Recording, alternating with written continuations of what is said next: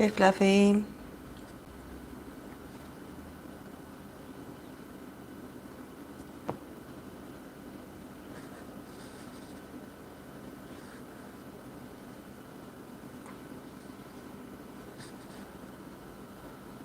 Very well, and you? How are you? How is the week going? Here I'm still melting. We are in the middle of summer. It was supposed to rain today, but until now, no news. So it's a bit suffocating, but here we are, nevertheless.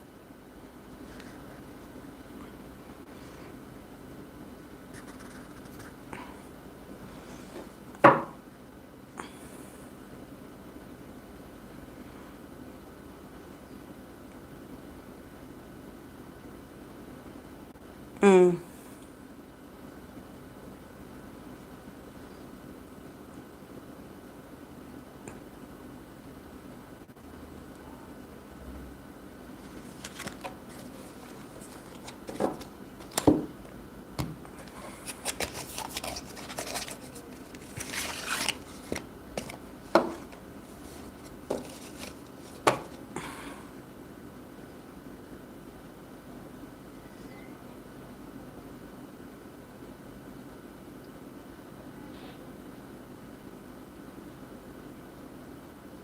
Hello, Chatalino.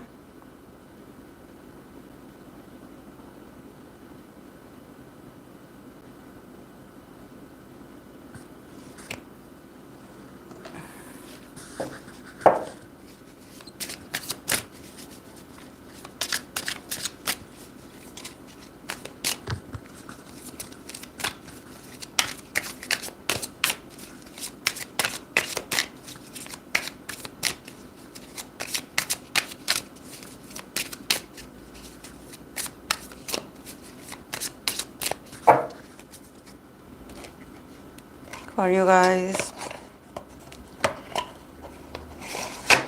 Hey, Kelly.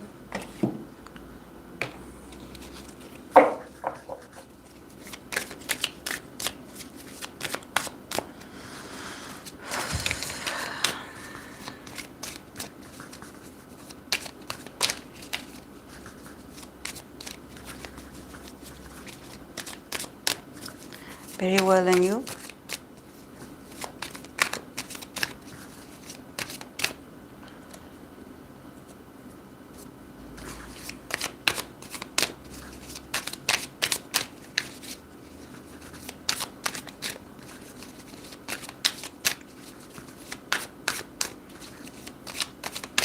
Hey, Marushka.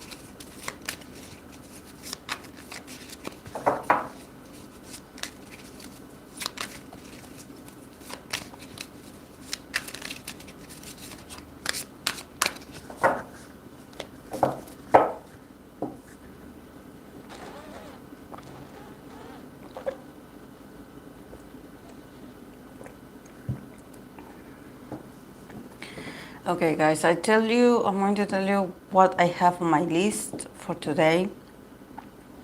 I have TXT Taehyun, NCT Johnny, and then, hey Carlos, someone from TikTok wanted me to read for Johnny and Mark, Friendship. And then I have Infinite Woohyun, and Stray Kids IN. So it's all mostly Aquarius people. Aquarius people for today.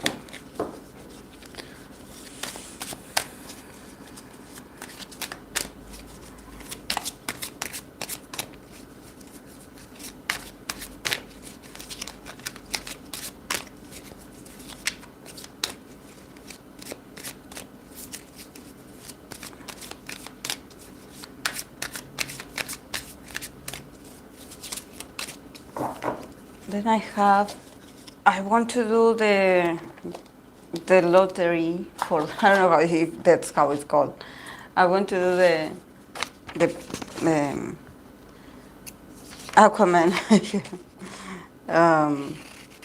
I definitely admire SM or whoever is running SM for the budget for these months because it must be heavy. So many Aquariuses, idols having their birthdays, and also the Pisces at the end is like February looks, it looks pretty crowded. I'm cutting a piece of paper to write down the names for the intimate reading. I think it's too much.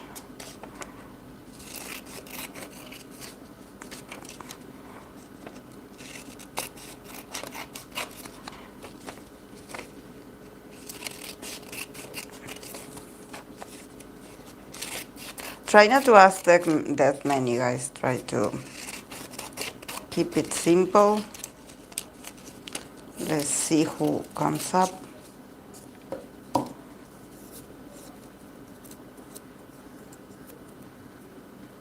Oh no, not yet.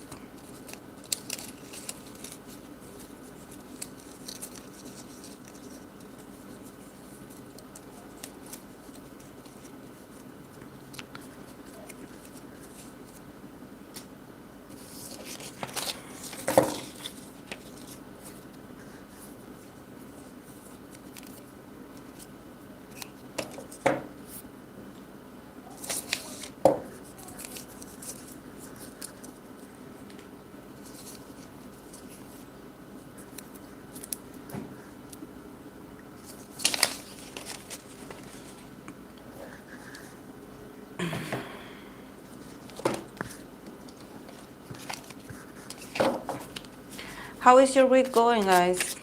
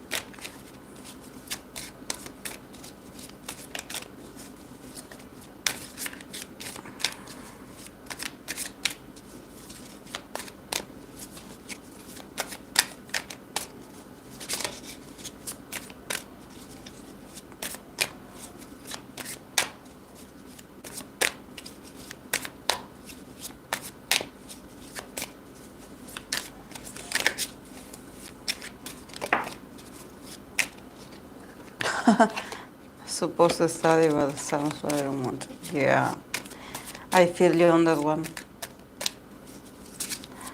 I have to still finish my thesis. I have until March to present it. I just don't want.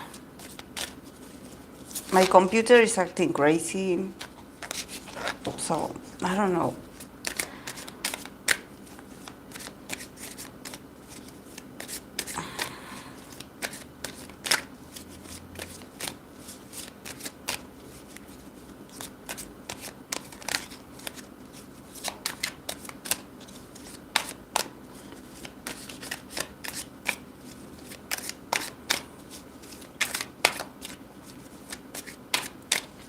Anything exciting happening in K-pop these days?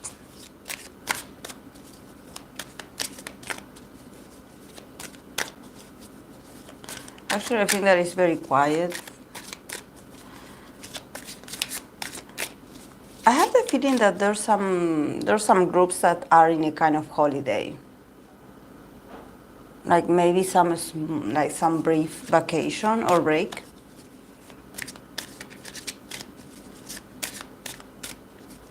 Did you hear about Zero Base One? The fans are crazy. No, no, I didn't.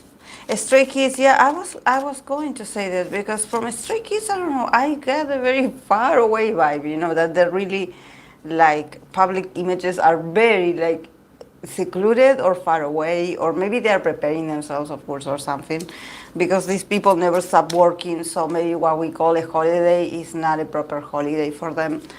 But I hope that they do. I believe I saw my bias was leaving for Japan. He was, so I hope that fans are more happy, because I believe um, maybe he's going to rest, or he's going to work on some individual projects. ATs are doing a couple days off. Taehyun comeback was announced. Really? Oh yes, Taehyun. Yeah, I was like, really? Yes, I did. I did hear about it.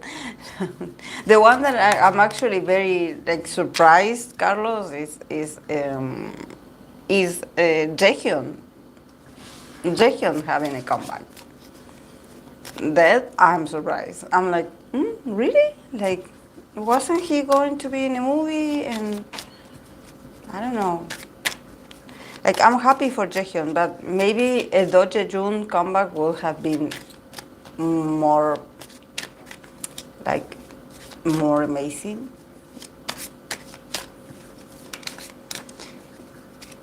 It's lunar year, so family holidays. It's the lunar year. Okay.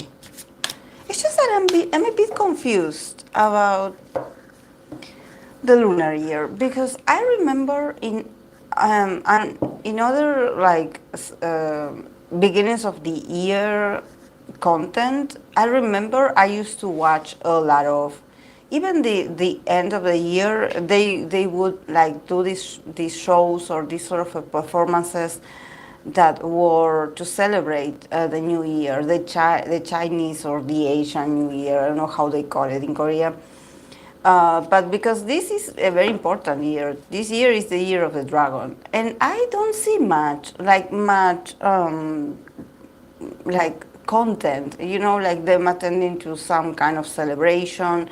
I remember there was a year that I believe that it was the year of the tiger, that the boys members, some Monsta X members, Astro, and some other groups, they sort of did like a variety show for Knowing Bros, with the cast of Knowing Bros. And it was like a show of like 2 hours, I believe, 2 hours. And it was of competition, it was funny. But I don't see that. I don't see that kind of content now. I don't know if they are going to prepare for it later, but I don't know. No, why I feel like they are not promoting it. They help promote another years more. For example, I remember that I told you about the end of the year. There was a specific ceremony that they had like these headbands. For example, it was the year of the rabbit, and they had like the years of the rabbit, the idols that were born in that year. Then, yeah, there were different celebrations. I don't know what happened this year.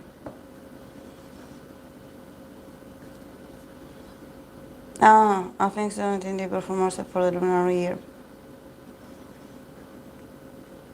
I think this year's NCT 1 to 7 will focus more on solo activities. Yeah, maybe. Yeah, or they were doing conceptual performances with all people born the year of the tiger. That fluffy. I remember that. That stuck very vividly in my mind. And I was like, oh, so, and they do have a lot of idols that were born in the year of the dragon. So they have a lot. They have a lot of idols, very young idols. And they didn't mention them. They didn't even have like a special moment to sort of celebrate that this year is going to be their year. I don't know. Me as a rat, as a wooden rat, I'm so happy that it's the year of the dragon. Um, I get along well with dragons and monkeys. But seeing, like, at least in my country, we had that celebration. We had a Chinese town here in the capital, and every year they celebrate it, and they have like this huge ceremony of people dancing and just like being very ceremonial and happy, and it's for all the family. um, and I don't know, I seen here a lot of celebrations.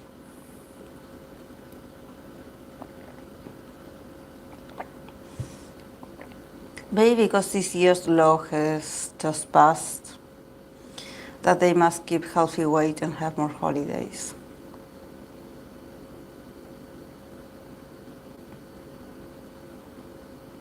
Hmm.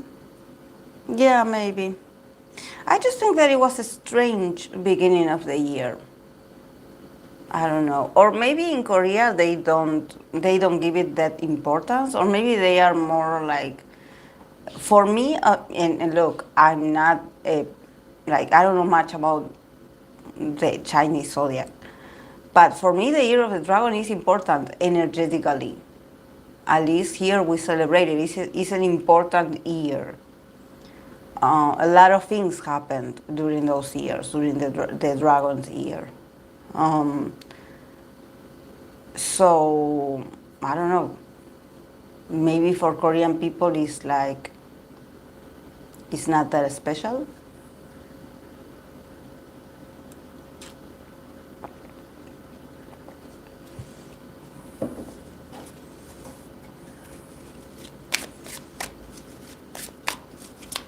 Because the end of the year celebrations, they did it anyways, despite of all the things that happened that were very unfortunate, the scandals and all those things. They did it anyways. So they could have, for example, the one that I did like for the end of the year was Japan's. I watched a program of theirs, a show of them, that there were a lot of Korean idols also in there. There were some 17 members, some Stray Kids members, some New Jeans members. There was some Twice members. They were sort of like dancing with this artist that I believe that she has a song. They are musicians, and she has a song that I believe that is an anime opening that is called Idol. Um, mm, and it was amazing. Like, I swear that I just watched a small clip and I did like it. I really saw it like a celebration because everyone was dancing. Also, there was a lot of cheering in the crowd. There was a lot of, like, not the typical explosion of like fireworks, but there was like a lot of, like, the energy was up, up, up, up, and a lot of like cutesiness, but also happiness, excitement. I don't know. I just think that it's so cool when all the artists share the stage, and they just are having fun instead of just piling them up in a row. Like, sort of them, and honestly, some fan comes about certain groups, certain. For example, my biases are NCT 127, so there's some fans that record them in those large crowds at the end of the show, the ending, and they look very uncomfortable. They look like they're poor guys. They're counting the minutes. They're like, okay, when is this over? Um, but I believe that it has to do with the management of the show. They don't make it fun. They don't make it interactive. You know, it's all about the MCs. Make room because there comes the MCs. You know, usually, like the beautiful people is like make room because there they come, and it's not fun. You know, it's like yeah, like you did a great job. It was great, but it's soulless. You know, it's soulless. It's so unauthentic. It's not the same as them dancing or jumping and just being excited to be singing the last song of the show and being like, okay, yeah, this was our last effort. Bye. No. The dragon is considered very wise and prosperous. Yeah, Yoasobi. Yoasobi. Hey, Samara. Yoasobi.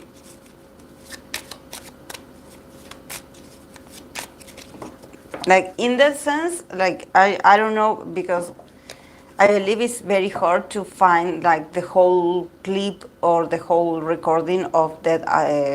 It must have been, like, an end of the year celebration. I just watched small clips on TikTok, but it was so fun. It looks so fun, really. It looks so fun.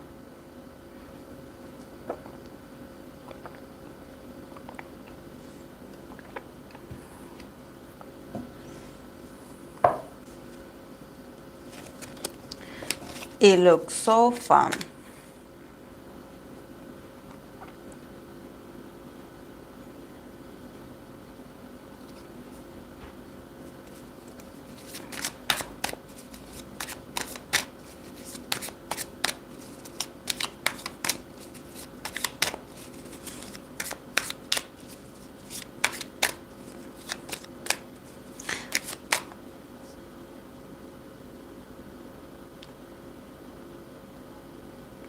Don't people usually want their kids to be born in the year of the dragon? I believe they do.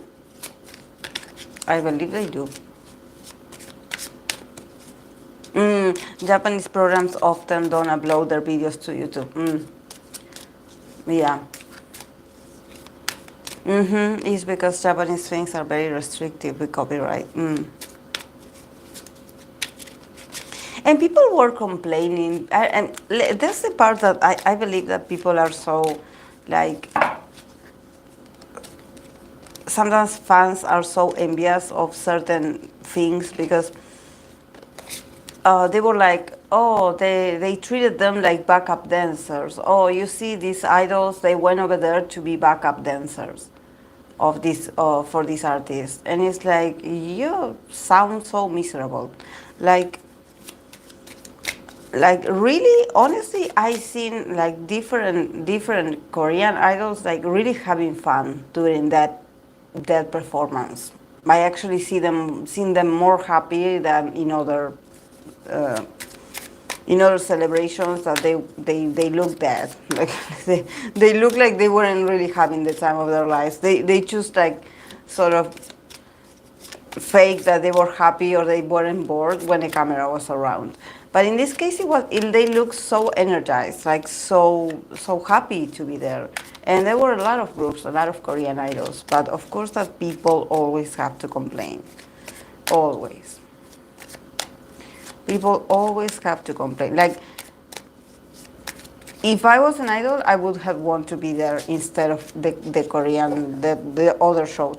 It was boring, guys. It was boring, and we know that award seasons were so boring, and so,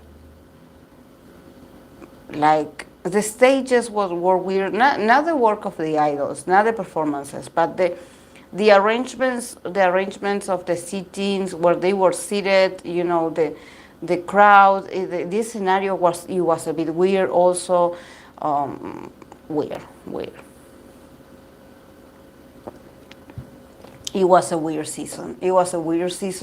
I wasn't very excited for the people that were in there. Like, honestly, it's not like, like, I don't know.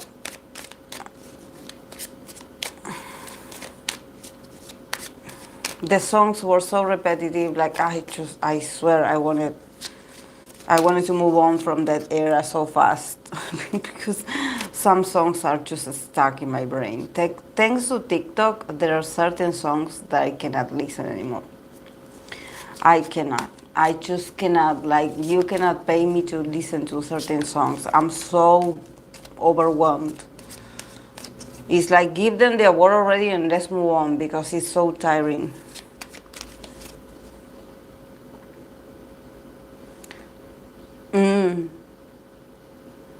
The song was an insane hit around the world.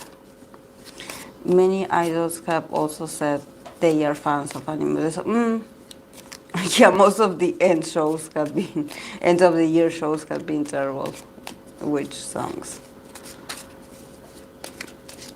All the ones that were on TikTok, Fluffy. All the ones that were in TikTok. Like, oh my God, my brain, I just cannot take it anymore. I just cannot take it. I cannot take it.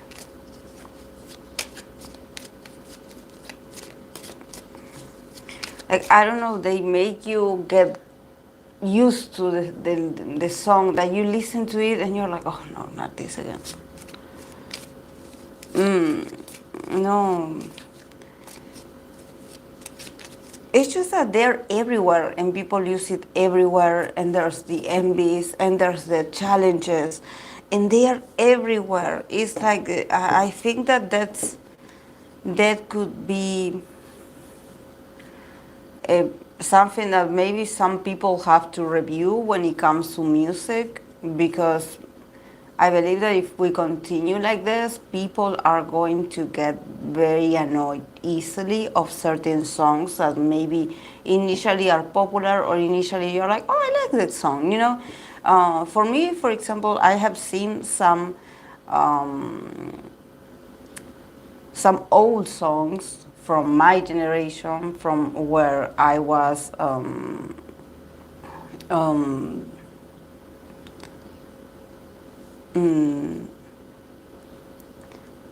the 2000s, for example, and I seen TikToks about it, you know, like a different version. And I'm like, oh, that's cool. And also, like, it had inspired me to maybe go and look for that song again and listen to it again. But then there are others that, with the challenges, with the promotions, with the performances, with the, it's like, oh my God. No, no, no. Not again, please, not again. It's like, it's annoying. It gets, and it's a lot. It's a lot. I don't know. I think that is good when the song is just like starting, the initial, but you know them.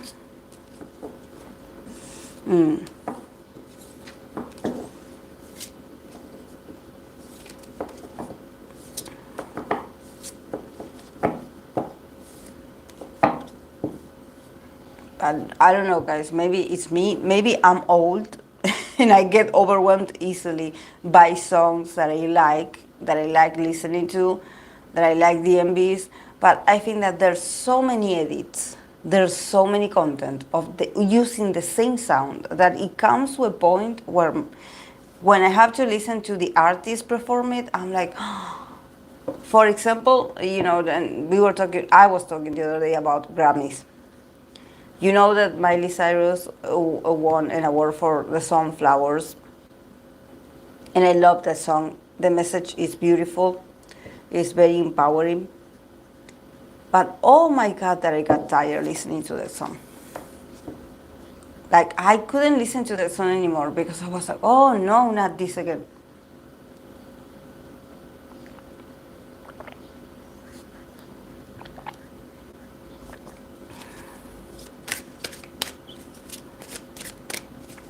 But I love the song. You know, this is why I don't want to like say a song in particular. But with the Miley song, it has happened. Like, and there were people that They were like, yeah, even at supermarkets you would hear it. Like also here in my country, they use it for some ads as well. So you would you would hear, sorry, you would hear it everywhere, and it gets tiring. It gets tiring. So when finally at a very important celebration, the artist performs that song, you're like, oh, I wish I could enjoy this more, but I spent a whole year listening to this. Can I just skip it? mm. Mm. Yes, no, it's not just, I'm only watching music show performances and no TikToks. And it's already quite a lot. Yeah. Getting bombarded with some songs feel like yeah, and it's not the song, but there's something about you cannot miss the song because it's everywhere.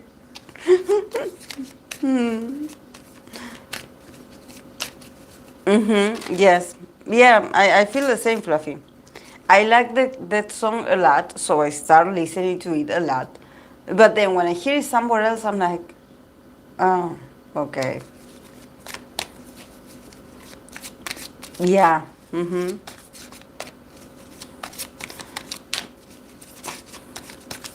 Okay, guys, let's start with the readings of today. I'm going to start with TXT Taehyun. I hope I'm pronouncing his name correctly because I always struggle with his name. Taehyun. Taehyun without a G.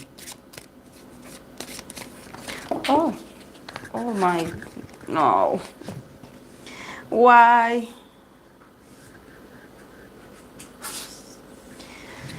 Ah, this is going to be the end of me. Wait.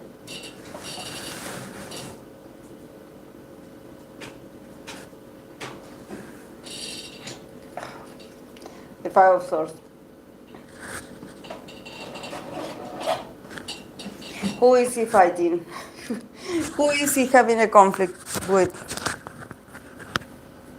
I'm sorry.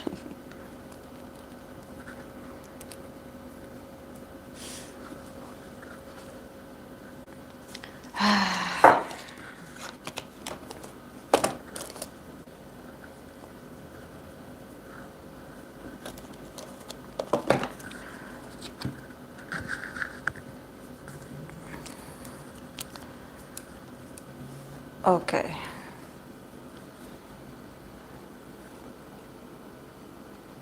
Like I said, I'm writing down the timestamps because then I cannot remember. Okay. TXT Taehyun.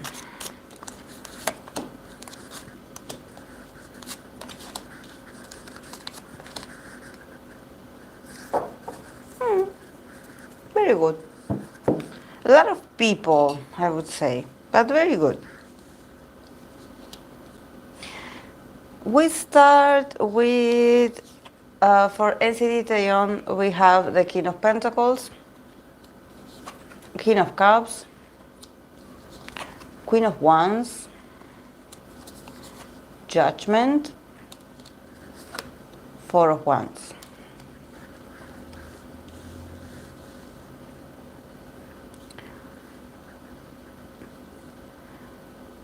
Terry. TXT, not NCT. TXT.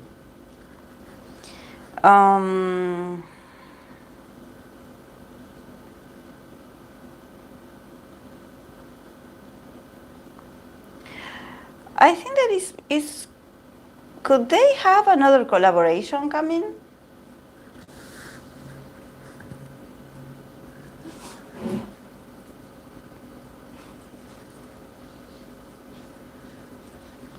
Could they have another collaboration coming? Because I see a lot of people. It's crowded in here. There's a lot of important people, I would say. I have two kings, a queen,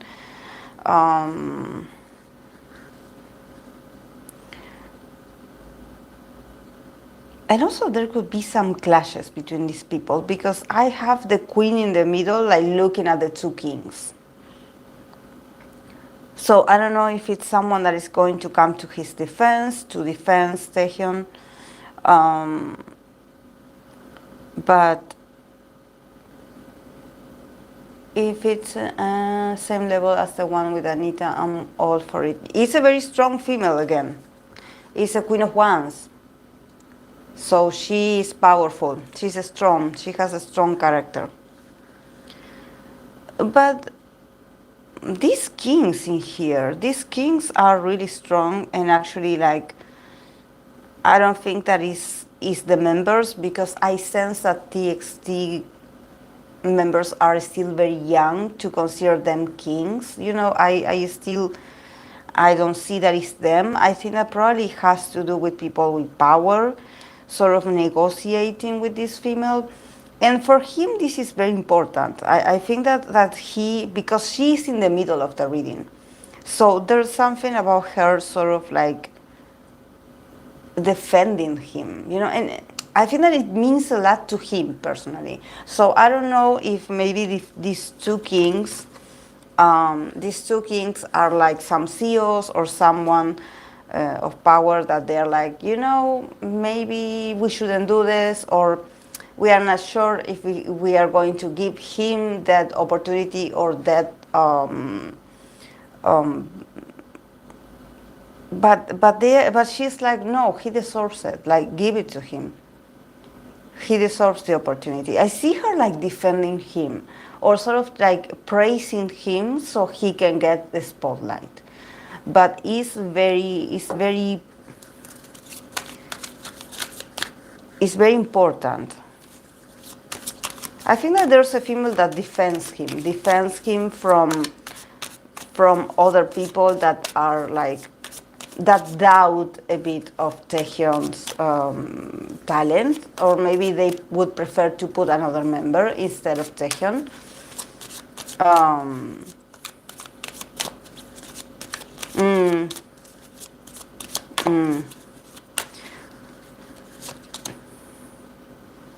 Yeah, it's from the company. They got a 10 of Pentacles. Yeah, it's people from the company. It's people from the company. But she's looking at them. She's looking at them very fiercely. You know, she's like, sort of like putting a stop. You know, like, no. Like, no. He's my person. Like, you don't do this. I want to clarify her to see what. It could be a mother as well, but yeah, the Knight of Swords. She's very strong. She's very opinionated. She's someone that you cannot get out. You cannot push her out of the way. She is there in the middle. This is why she's in the center of the reading. You know, she's like, you're not going to hush me. I have something to say, and you're going to listen to me. You know, so she's very powerful. She's very powerful, and I believe that she loves him. She loves him very much, and she wants the best for him.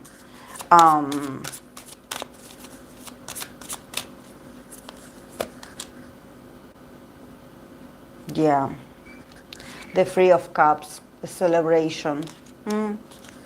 Yeah, because then he has the Judgment and the Four of Wands. So there's like, he could go through a period of actually like changing a few things about himself, or maybe getting a feedback or something like this that sort of challenges him to change his ways a bit. He has to change a bit. He has to go through some kind of like analysis of do's and don'ts that he has been doing. But at the end, with the Four of Wands, I believe that whatever he's going to do is going to be very successful. And this is why this person in here, this Queen of Wands, is like defending him and her poster. Because she's like, you know, he has the talent. He can do it. But I think that there's maybe some people from the company that are like, you know, we don't think that he's ready. We would prefer to put another member, not him.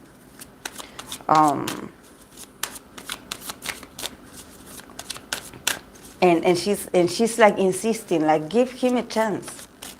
Give him a chance and he will surprise you. But I would say that Taehyun has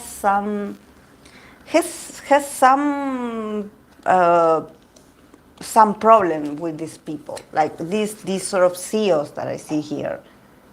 It could be some coaches, it could be some managers, it could be some people in power that maybe they don't like him that much, or they are a bit bossy with him. They're like, no, not you. So I don't know, maybe their relationship is not the best. And this is why this Queen of Wands comes to the rescue, comes to stop something that maybe has been going on for a while. I think that he's not their favorite. Maybe they have another favorite, and it's like they just don't want to give him the chances, you know. They don't want to give him the chances.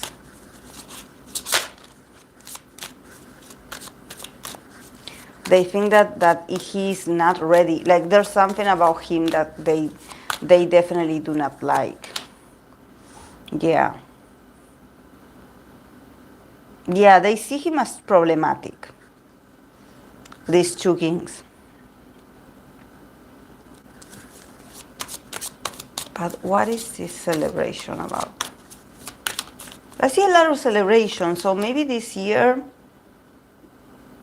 yeah, see the Three of Wands. There's a project. This year, maybe it could be that something that he has been working on, maybe individually, is going to somehow like expand, and he's going to be able to create something more with this. Something that he started on his own, or a journey that he started on his own, or I don't know, he had been planning something about with his image, or a project with his image, and it's growing. It has potential. It has potential. I would say it's going to be a great year for Taehyun. It's going to be a great year for Taehyun. It's going to be a great year. And he has the support that I think that's the most important. Yeah, Nine of Cups. Yeah, he's going to get his wish come true. Yeah, it's going to be a great year for Taehyun. I think that the important thing is that there's people like on his side. You know, there's people like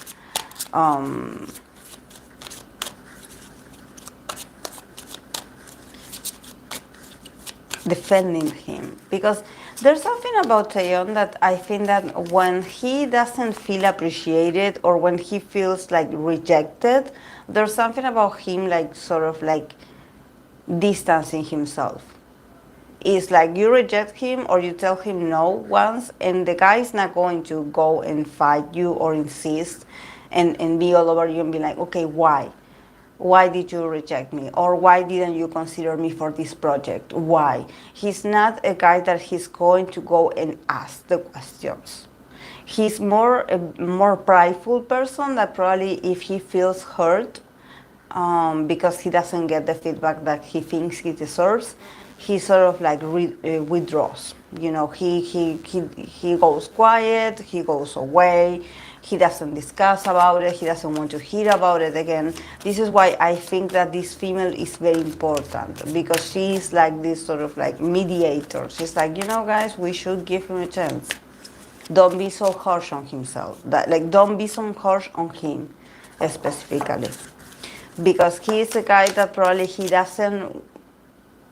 gets offended easily, and he just withdraws. You know, he doesn't waste time in, you know, asking like, okay, how can I be better, or what do you think that I should, sort of to open the communication. I think that he just gets upset, and he just doesn't want to talk about it. So I think that probably this female is someone that knows him a bit more, and she's like, you know, we have to be a bit much more careful with him and how we talk to him and how we give him the feedback, so he can also learn from the experience, you know, and not just like be like, oh, they told me no, so okay, this is like the end.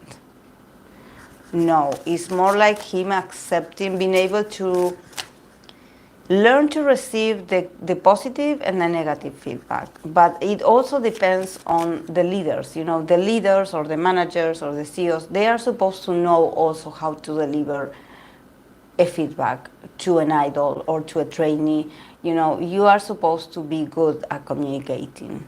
You know, you have to be good at communicating. But there's something with Taehyun that I think that they didn't communicate properly with him. They probably act a bit like on the defensive, like, okay, we are your bosses, so you have to listen to us, and we are the authority, you know, and he's so against it. He's so against it. He probably trusts more this woman. He trusts more her judgment because she is not, also because she comes as the queen of wands. She's not like the motherly type. She's not like a sweet, no, she's also very authoritarian, or she could also be a sort of leader of his. But at the same time, she's very honest, she's very transparent, and she believes that people deserve a chance. She sees potential in him. So maybe she's like, you know, come on. Like, don't give up.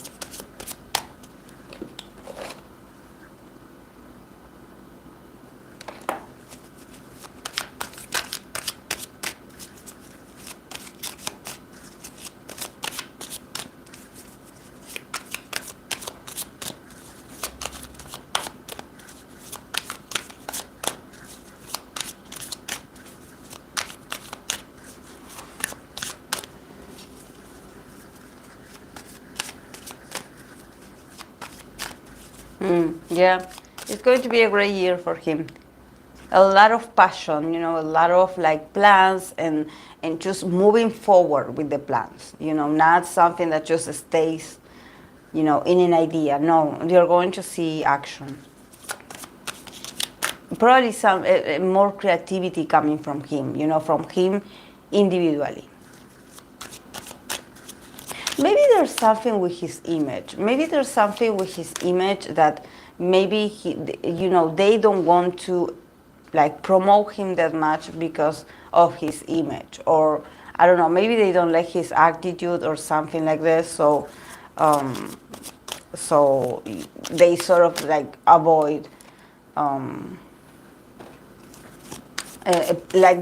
see that they choose other people.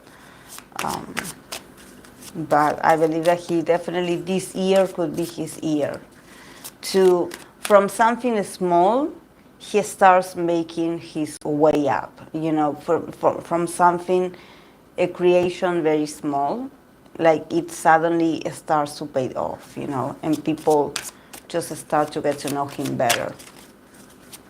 People that don't know much about him. Okay, I'm going to pull cards for Johnny, NCT Johnny.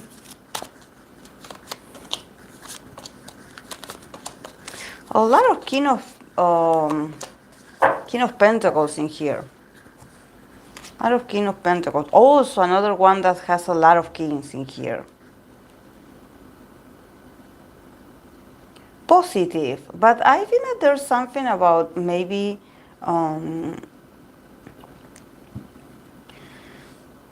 maybe authority figures being very much involved in their things. A lot of kings and queens, all that. So it's crowded, it's crowded. For Johnny, we start with the Four of Wands, King of Pentacles, Eight of Pentacles. In the case of Johnny, I could see him being one of these kings because he is old enough to be a king. King of Wands. But nevertheless, there's other people as well. King of Cups.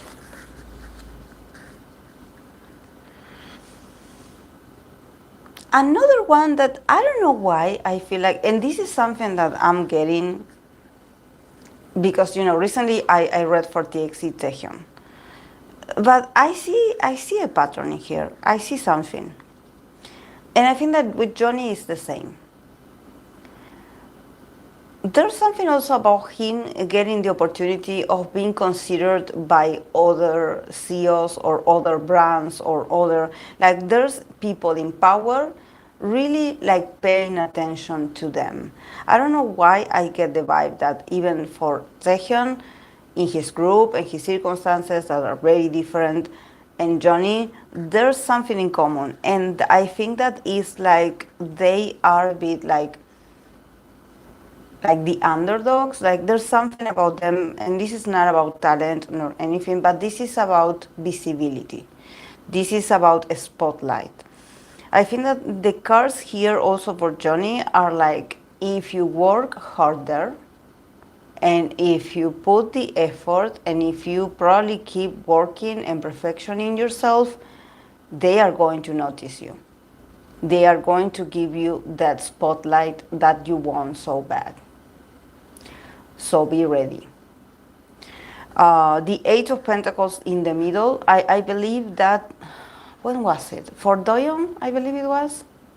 No, for Jaehyun, not Doyeon. For Jaehyun, the other day that I pulled cards for him, he also got the Eight of Pentacles. So for Johnny, probably, maybe in another different project, individual project of his, this year is also going to be very busy. It's going to be very demanding in the sense that he's going to have to practice a lot. He's going to have to work on his skills, individual skills, I mean, not the group, about him, working a lot on himself to get this opportunity that he wants. Definitely, I see powerful people watching him and sort of waiting for him to be like, okay, what do you have to show us? Like, what do you want? Do you want to work with us? Okay, like you need to work on this, you need to be better at this and this and this. I think that maybe in other years he wasn't that much on the spotlight, or he wasn't that considered like by the authorities, like, but now I think that this year could be the year of actually Johnny getting some individual opportunities that are very important and that could sort of push him to the spotlight. Um, yeah, he has the potential because we start with the Four of Wands and the King of Pentacles. Definitely, I think that Johnny has the potential to work with luxury brands or just to promote this very, I don't want to say like rich life, but luxurious life. There's something about him also looking very fancy, like his image is very well received overseas. I don't know if he's like he has a good attitude or he has like a good manners. There's something about him being very appealing in that sense, and he looking very mature in comparison to the other members. I don't know if the other members could also do modeling or something like this. I don't know much about this, but there's something about, it's not just about his body, it could be his body, but also his maturity when it comes to life experiences, that they are like, this guy could be good for our brand. This guy could be good. He could be good for us. Because definitely the guy has that potential of standing out, and he also has an attitude, he has a personality. And just people see him like someone with a lot of value. He definitely shines. He shines. He looks ambitious and prosperous, and also stable. I definitely see him. I think that he got the news, or he's going to get the news very soon, that he's going to be signing with a brand. They want his image. They want to work with him. They want to work with him. They want to offer. I think that if they hasn't offered him this, they're going to offer it very soon. Very soon. Because I have the Eight of Pentacles in the middle, so I could see him like start working right away on his image, start working out, like change your style or learn other languages, I don't know, but he has to start practicing. This year is going to be a very busy year for Johnny, just like Taehyun, for Johnny as well. But for Johnny is much more comfortable. I remember when I read for Taehyun, it was a bit stressing because there were a lot of things that were just, appearing. And I think that he wasn't very comfortable with some decisions. But for Johnny, it's like he already is feeling great. He's like, I had been waiting a lot for this opportunity. I wanted you guys to call me. I had been waiting for your call. So there's something also about him being very dominant, him being very like elegant, there's something about him taking a lot of space and he feels very proud of his attitude. It's not that he has to change to please certain brands or he's like asked, oh, okay, just, smile, don't say a word and be pretty. He's like, I can talk too, I I am a king of pentacles. I'm not a child and I'm not ignorant. Like, also there's something about him like having much more life experiences and he probably knows how to deal with this industry that is very superficial, that is very much like very not so pleasant, and he's like, I can be sassy as well. like get out of my way, because I also have a character, I also have a temper. So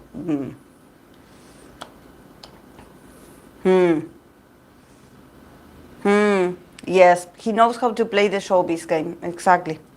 Exactly. And I see here the King of Wands and the Queen.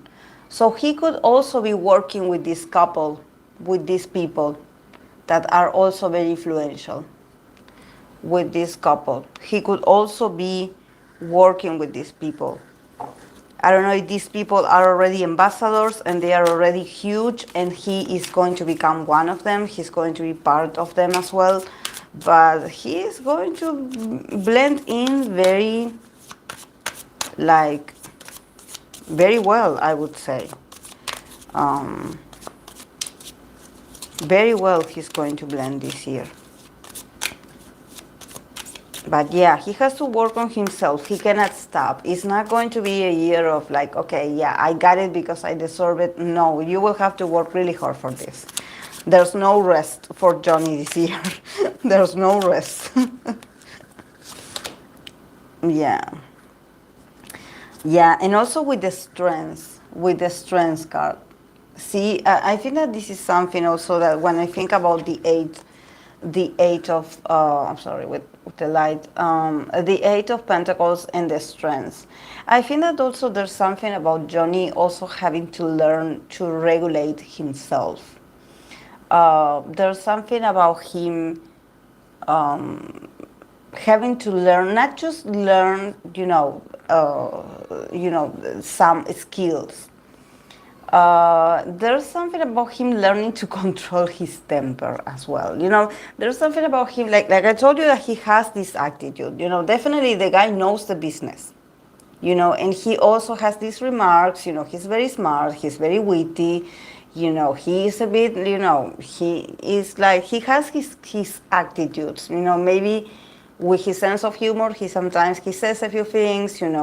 He can hurt certain sensitivities, and I think that wherever he's going or wherever he's going to be working on or with the people that he's going to be associating with, I would also advise him to work on himself, to work on his patience, because these people are going to test his patience, and they also are going to test his character. Somehow, I don't know why I get the vibe that the atmosphere can be a bit toxic and very competitive. Because there's a lot of kings and there's a lot of queens in here. So there's something about like, I am the best. We are the best. Who are you? So it's not going to be easy. Definitely the guy can do it. He can do it because he's very intelligent, but I think that he will win more if he learns to sort of repress his need to be right, or his need to be witty, or his need to control the situation or say something to take over the situation, because he's very he has a lot of personality, and for him it's not easy to just be quiet or be still. And maybe there's some people or there's certain situations that could just get on his nerves. You know, and him being like, really? Like, I have to do this? Like, I don't want to do this. You know, I have no patience for this. But I believe that this is going to teach him to be more humble as well, you know, just sort of like learn to regulate himself and not, you know, not get all like, you know, on the defensiveness. Yeah, he needs to shut a bit. There's no cars of communication in here. But I think that because I see all these people in here, I'm like, all these people are like, they come with a very strong attitude. You know, they come with, I don't know if they are like heirs, if they are like chaebols, or these are very spoiled people. You know, these are people that are used to be the center of attention always, and they are very entitled. And I think that Johnny is also someone that he's like, you know, if you are entitled, I'm also entitled. So there could be a clash of egos. I think that he needs to remain, you know, humble, because, you know, I don't see conflict, but I think that he has to sort of play their game. You know, even if he has to act like he doesn't know certain things and he has to act dumb, he has to do it because that's the business. Is very like superficial from time to time, and maybe he can be like, this is so dumb, like, this is stupid, but oh well. Here we are. Here we are, you know. And maybe him also, you know, really wanting to work with certain people, admiring certain people and places, and sort of idealizing certain situations. And once he is in their situation, he's going to be like, really? This was about this? This is, you know?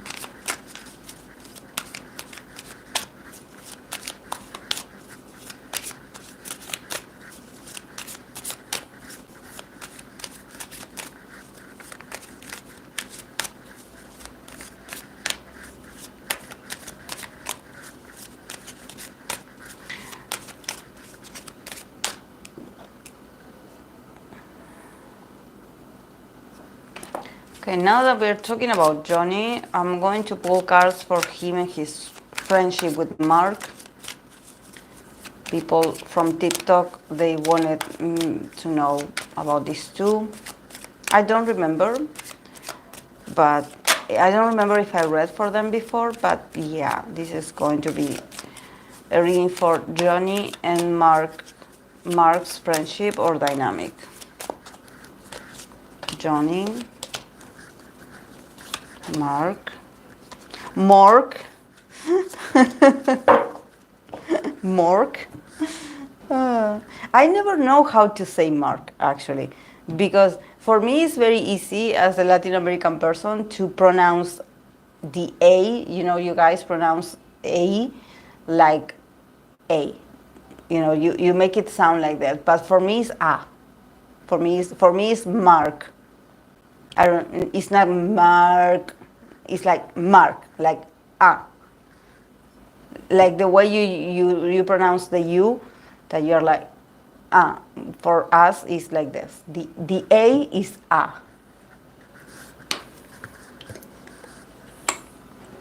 Sorry, I'm ranting about Spanish pronunciation, but I love it when they say Mark.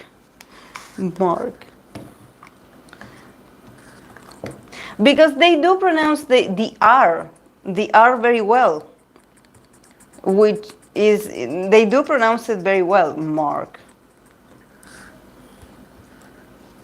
Mm-hmm. Chacharlino, the other day, I was laughing because I remember when I had to write I always call it the V, no, the P with the two bellies. There's a German letter that is like, it looks like a P, but it has like another, we call it a belly here. Like it looks like a pregnant woman. Like it has like two, like a V. I don't know how that's called. The other day I remember it. This, yeah, this. Was this pronounced like a P? I remember when, it's an S. Okay, okay, yeah. And the double dot and the two dots under the U, up, no, not under, above the U. The other day I was like, oh, I have to find my German. I have a journal that it was like from where I used to take classes. And it was so challenging, guys. It was challenging. But I mean, I passed. My notes weren't the best, but I passed. Yeah, well, in here we have the accent. We have accents as well. That I believe that um, in English there's no accent. Like not the little thing that we have. Yeah, it's a hard language. Mm-hmm. Yeah. But for me,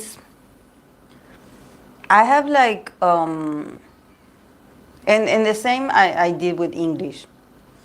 I have a good, like, is it like photographic memory?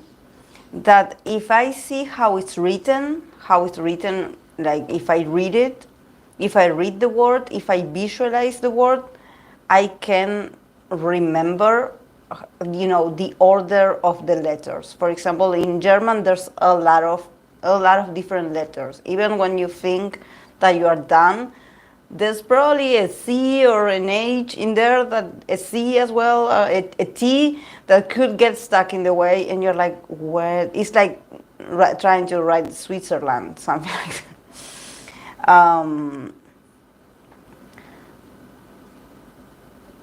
But once you visualize it, at least in my case, it had always been like this. Once I visualize the word and how it's written, I can remember it better then.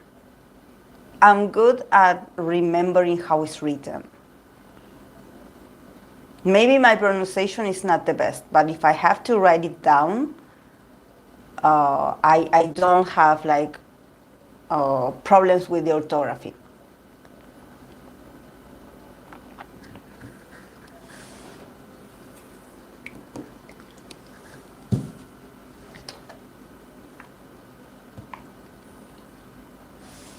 Hey Hope, yeah.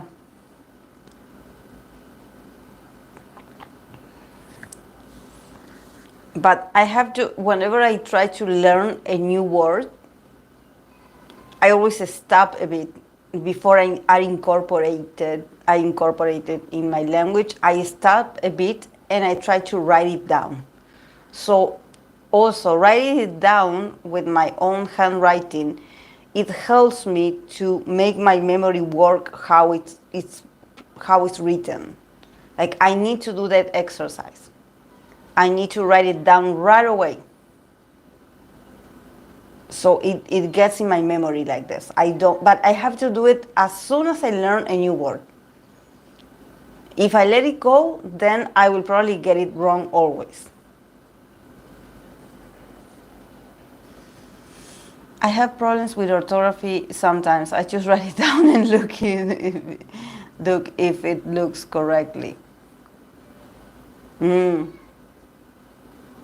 But you know why this helps me?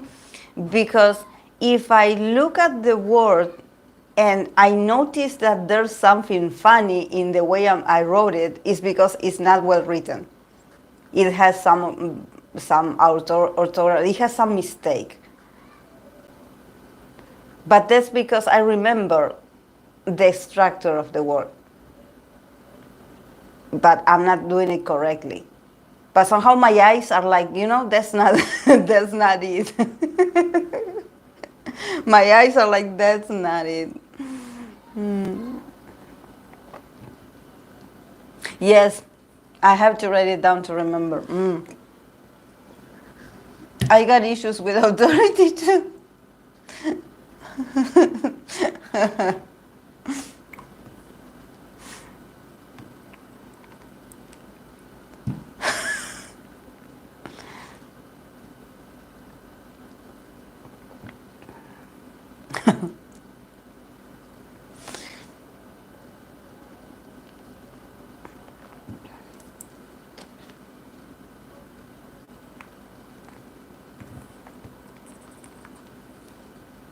This is a psychological thing. Writing stuff down helps anchor it in the mind.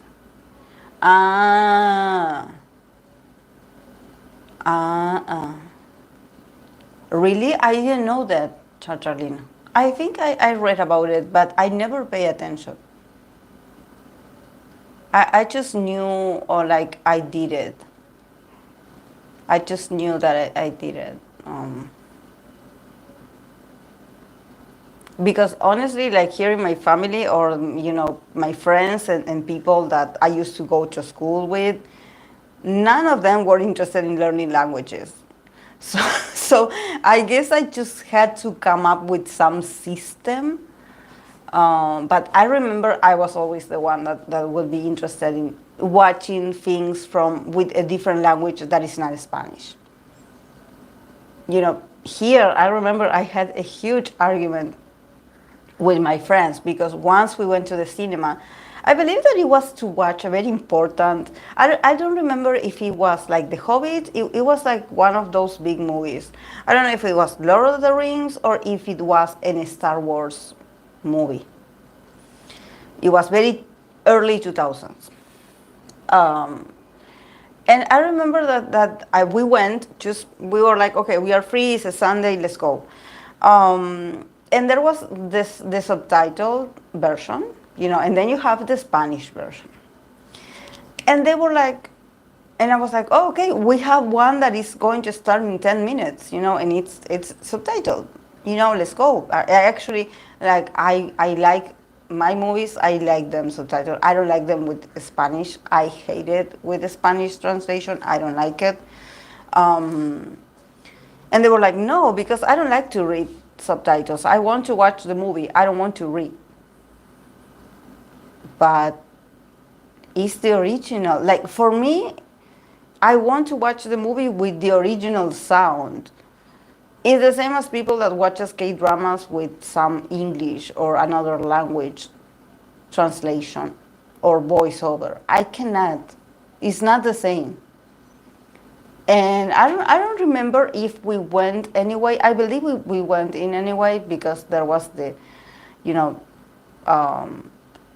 but I don't understand those people that are like, oh, because, I cannot just watch the movies and read subtitles. For me, it's like, it's the same. Like, I don't know. Maybe it's just me being picky. Thank you, Moonsoul. Hey, Reem. I had to take psychology class in university and we have to take notes by hand because our professor said it's better than writing on a laptop. I have like a sensory, I have a memory. Like, I don't know why, when I write something down, I have the memory. Like, it connected, my hand connected to my brain somehow. Original version is always better. And oh, I dislike that. Subs are the only right way to go.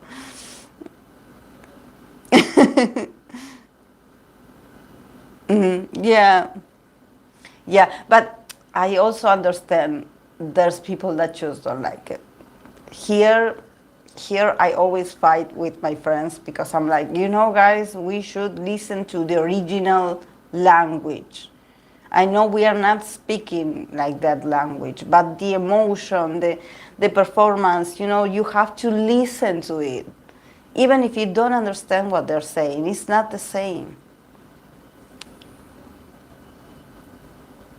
Oh my God. But well.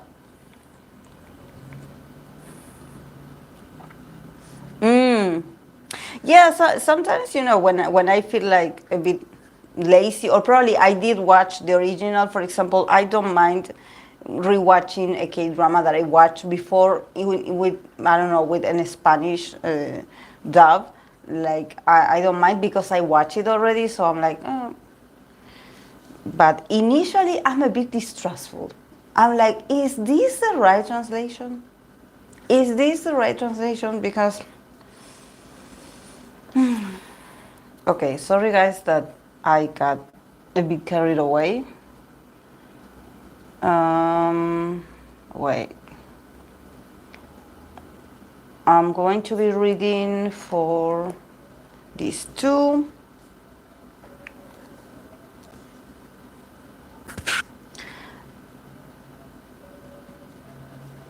Okay, I'm going to be reading for NCT Johnny and Mark. So yeah, from these cards today, from Johnny's side we have the Wheel of Fortune and the Eight of Wands. Mark and Johnny. And from from Mark's side we have the Ace of Cups and Ace of Pentacles.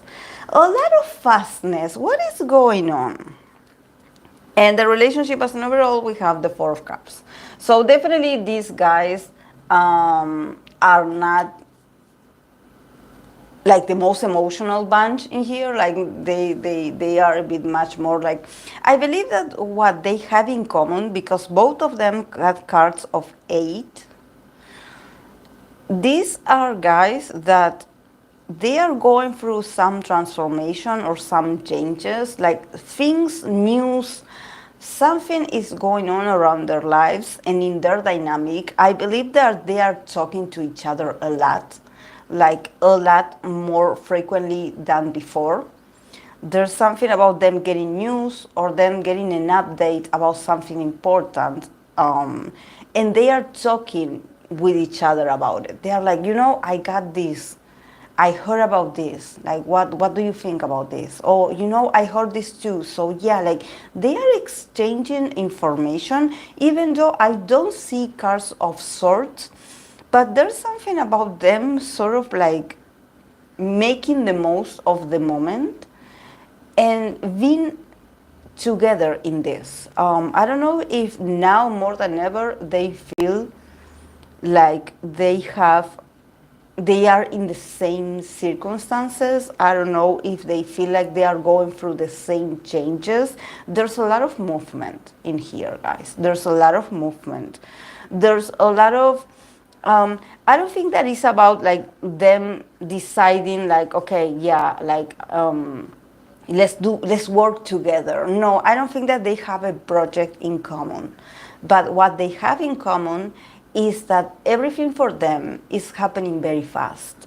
So they need to talk to someone about it. It's like, I got this opportunity, and it talks about, the spontaneity of them being able to trust each other. I mean, like, I'm in this period of my life where things are starting to happen to me.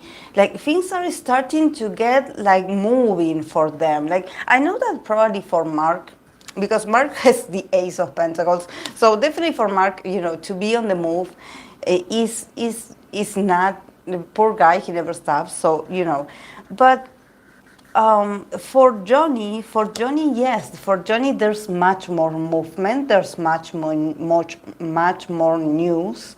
There's a lot of things coming for him. He's changing also. He's changing. His future is starting to move. His fate is also starting to move. He probably is getting the confirmation, the information, the deals, or something that he never got. Like for a while, maybe he didn't get any news or nothing exciting. Nothing was that exciting for him. And now he's like hearing the call. He's like, now the universe is like, Johnny, we have this for you. So he's like, I have to talk about it with someone. I have to talk to someone about it. And who he can talk that has actually a lot of experience with a lot of opportunities is Mark. Uh, I believe that Mark is like, I don't know why I feel like Mark is more on the, not so much like, oh yeah, I'm going through the same. He's much more like listening to Johnny and being like, you're going to do well. He's a bit much more calm and accepting of his faith or of his future projects. He's not that excited probably because he's already used to getting news or getting the calls or getting the participations, like the guy is really busy. So I think that he's much more like, yeah, this is happening. But I think that generally he's very happy for Johnny. There's something about him like being like, this means a lot for you, so I will support you. And I'm happy that you are getting it. I'm happy that you're getting the opportunity to shine. You deserve it. Like we deserve to shine. If you do well, this means that is also a lot of prosperity for us as a group as well. So, but also I think that there's, I think that also for Mark is like he's also someone that probably he's letting go of certain connections, or he's letting go of certain people that probably in the past they tried to push him to like sort of push him to the past and be like, remember the past, remember when you did this. And he's like, now I'm not thinking about the past. Now I'm concentrated on my future. Now I'm concentrated with what I have.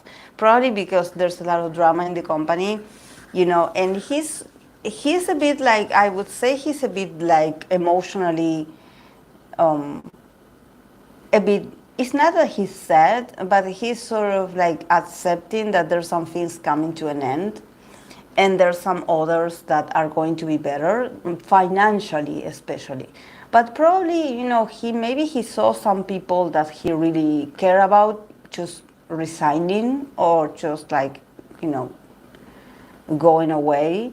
And he's a bit nostalgic about it. He's like, oh, I see that, yeah, we keep advancing, but there's people that are not going to be with us anymore.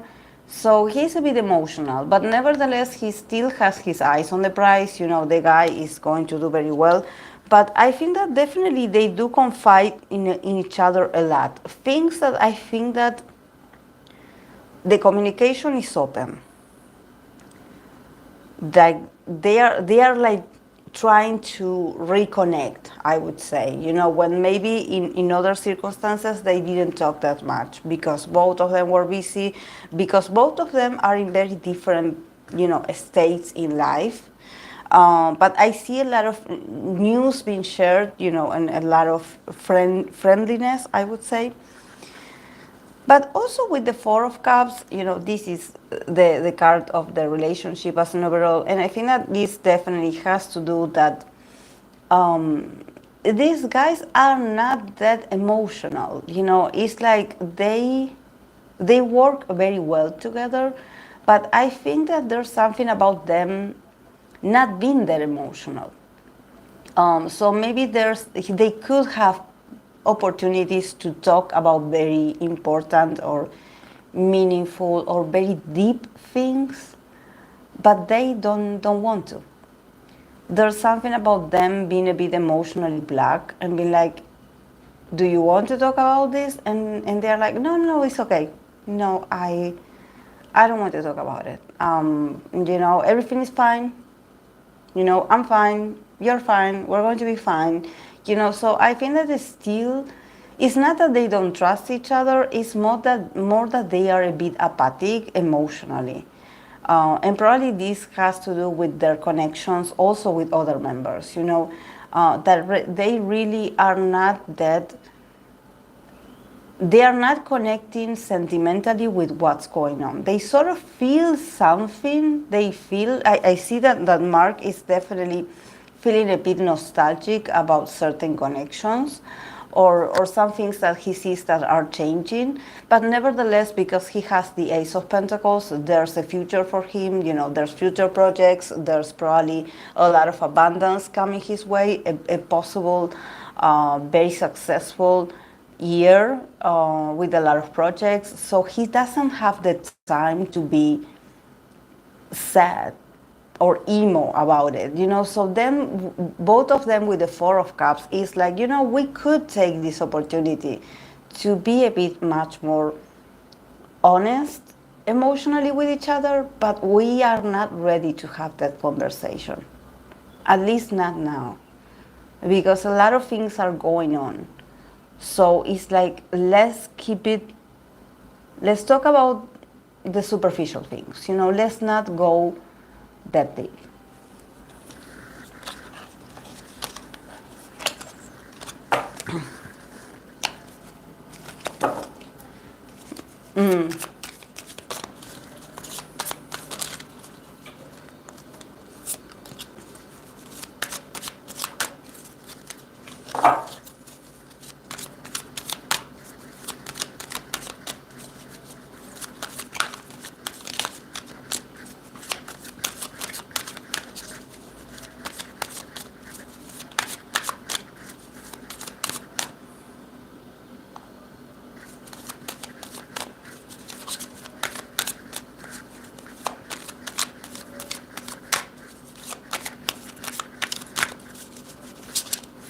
Okay.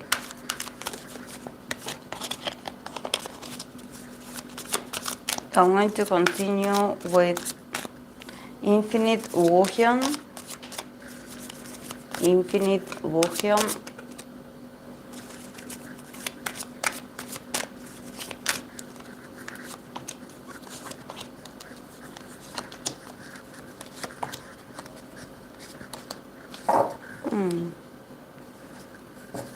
Beautiful cards he got. Infinite Woohyun. Okay, for Infinite Woohyun we have Four of Swords, Page of Wands, Ace of Pentacles, Two of Cups, Three of Cups. So very positive for Infinite Woohyun. I think that definitely the guy he rested very well when he had the chance. He's probably, I don't know if he's resting at this moment, like at this beginning of the year, but nevertheless he's a very passionate guy. With the page of wands, I see him like, yes, he's resting. Probably he's resting mentally. The guy is not troubled. He's not, he doesn't have issues. I believe he had like somehow overcome those fears or those maybe some some exhaustion in his body or in his mind. But with the page of wands, definitely he wants to keep creating. I think that his energy, it feels very teenage. It feels very young. He is young, of course, but it feels like he's in this period where he feels like he is like a rookie, or he feels like he's just starting. You know, he feels like he has all this energy as if he was born again, or he feels like energized. You know, he feels like motivated. He's like, okay, I'm starting over. I'm starting over. Like, I don't know if this is an individual project. This is something about him not actually like resting for a bit, but then coming back stronger. And coming back very humbly, you know, but very with a lot of energy. You know, this is a guy that he has a lot of energy, a lot of energy. Like, he really is very passionate about this craft, I would say. Also, he has the Ace of Pentacles in the middle. So I could see him be very successful this year, actually, this 2024. I think that the guy this is a very beautiful reading. I think that he's going to be very happy, because there's something, he is like a lucky charm for others. I don't know if you notice that in this card we have this bag, this golden bag. I don't remember the name of this in English, but it has like a meaning. This creature, it has a meaning. But I think that there's something about him being like the golden. It's not about him being the golden child, but he's like the golden ticket. He has this very, he has prosperity, he has fortune in his future. There's something about him having, also him shining a lot, and probably he's very talented, like he has a lot of skills, you know, and also if you add this to him being very passionate and also being very humble, because I know that Infinite is not a group that started yesterday. They had been around for a while, but nevertheless, he considers himself an amateur. He's like, you know, I'm starting over. Like, don't look at me like I'm, you know, like someone like experienced and ancient, not ancient, ancient. Like, you know, I'm always learning. I'm always adapting. Like, you know, I feel like I'm in my teenage years. Like there's something about him having this very juvenile kind of energy. Him being very excited, and as if he just debuted, something like this. It feels like this, and I think that he has the power. He has the power to actually be very prosperous. Also, with the Two of Cups and the Three of Cups, see, he's very loved. He's very loved. I don't know how he does in Korea, how his reputation, or maybe he's very loved. And there's something about him actually being able to enjoy more of the love that he usually receives. He's going to get more. And probably he's also going to, you know, share this love, not only with the fans, but probably with the other members. There's a togetherness. There's something about him also feeling like emotionally fulfilled. The guy is very loved. I would say that he's very loved. He's also very open emotionally. You know, I think that the reason why he receives and he's going to keep receiving all this love is because definitely his heart chakra is open. The guy is just so, like, there's something about him being so transparent and him being so sweet, like so warm. There's something about him being so warm, so emotional, you know. Yeah, he has the best cards, the Magician. So see, he is the master of his destiny. He is the master of his destiny. Definitely, Woohyun is going to do very well. It's going to do very well. Probably his individual projects are going to do very well. But yeah, definitely there's something special about him, you know. And this is something that I'm a bit surprised, because usually when I read for Aquarius idols, there's not much emotionality. There's a bit of like some things, like everything appears except emotions. And if a card of emotion appears, it's always something that is not very well like experienced, you know. There's a blockage. But with him it's totally the opposite. I could be like, I'm like, are we sure this guy is an Aquarius? Because he has a lot of emotions, like, and also he has a lot of fire, like a lot of fire. The guy is very hardworking, and he's like, I don't know if maybe it's his life experience that he went through a lot. So somehow, because he went through a lot, now he knows that it's better to open up and give to others instead of just being closed off and just be like, oh, because I'm an idol, I don't share. It's like the guy is fearless. The guy is fearless. He's like, my heart is open, guys. Like, do you want to come in? Like, I have love for all of you. He probably also loves his profession a lot. He probably loves being an idol a lot. There's a lot of emotionality in here, a lot of devotion, a lot of happiness, and him having a lot of feelings. Him being like, like come here, let me give you a hug. Like he's just so warm. He's so warm and like so affectionate. I don't know how to explain it, but he's so affectionate. I love it. I love it. And this is why people gravitate towards him, because he has that energy. He has that energy, and he doesn't fake it. I love him. He's loving. I like it. I like it.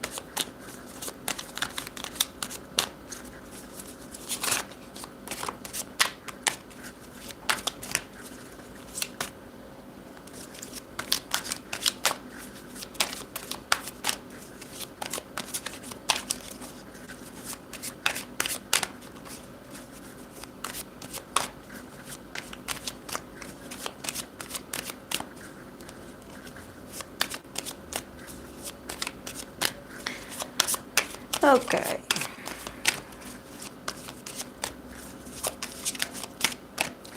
Okay, I'm going to read for Stray Kids IN.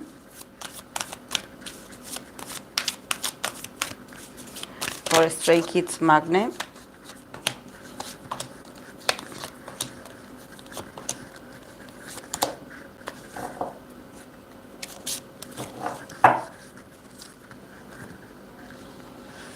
A lot of people, like a lot, another one that has a queen in here. So I'm glad that if these idols have like some very overprotective mother, or someone that feels like a mother and is like, I'm here to protect my child, I think that is okay. I think that this year is very needed. Somehow these people, especially these female, they come in here to sort of be like, we need to take care of these people. We need to see what's best for them. I'm glad that they are showing up. Like, I really, I think that there's a reason why they're here. And if this is like a manager, a female manager, also welcome. Yeah. Is his birthday today? Ah, okay. Okay. Okay, for IN, we start with the Fool, the Moon, the Sun, the Queen of Swords, and the Temperance. A lot of major arcanas for IN. A lot of major arcanas. Which I think that this year is going to be a year of a lot of self-actualization for IN, and probably him also getting to know himself a bit better. These cards are very profound. Actually, like it doesn't show me like specific moments like, oh, so this and this is going to happen with him and his career. I think that it's more about him um, starting over. First of all, with the Fool. This year or today is the beginning, is the new beginning. I feel that he's a bit afraid of beginnings. There's something about him, like being excited, but also being a bit afraid, because with the moon we have the unconscious fears. So he he goes through moments where he wants a new beginning because routine is not for him. Probably, he feels a bit like confused from time to time. Definitely, the guy is very sensitive, I would say. He's very sensitive. Except for this Queen of Swords in here, I would say the guy is very lonely as well. There's something about him. This is why he has all these major arcanas, because I think that the best company for him is himself. He has to work on getting to know himself better. He has to work on self-actualization. He has to work on, some, he has to reflect more about himself. It's not about himself isolating from the others, or because he doesn't have a hermit, so it's not about him being by himself. But I think that definitely the guy still doesn't know who he is, and he's a bit on the darkness, and this is why he's afraid. He's like, oh yeah, new year, new me, but at the same time, I don't know who I am. And I am afraid that I still have no idea what I want. There's something about him not being able to see what he wants, or, he's like, people always ask me, what do I want for this year, or what is my wish for this year, and I actually don't know. He's also a very free soul. He's someone that he just lives his life, every day, day by day. He doesn't have much aspirations. This is something that I noticed, that probably the guy is just happy being himself. He's not the kind of idol that he's like, like, I want to be the best of the best, and I want to be competitive, and I want to do this. No, he's much more simple. He's like, life is good. Today I woke up and this was okay. He's like this. He's a bit in the clouds. He's not.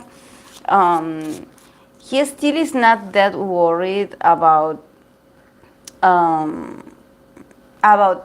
the future. There's something about him living the moment, and I believe that that's very valid, because he's very young.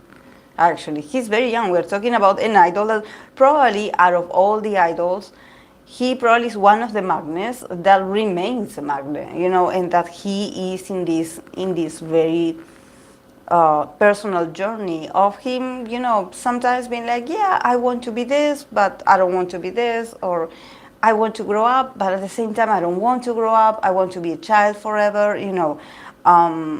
Definitely, I don't see much, I think that it has to do with him, learning to enjoy whatever life brings him. Maybe, this about being in a spotlight, for him is fun. For him, it's like, yeah, this is what I wanted to do. Sorry, guys, I'm back. Because we have the sun in the middle. So see, the guy is not troubled at all. The guy is not troubled. The guy is just happy. This year is going to be very fulfilling for him, despite of him having a very awkward beginning of the year. This is a very awkward beginning of the year.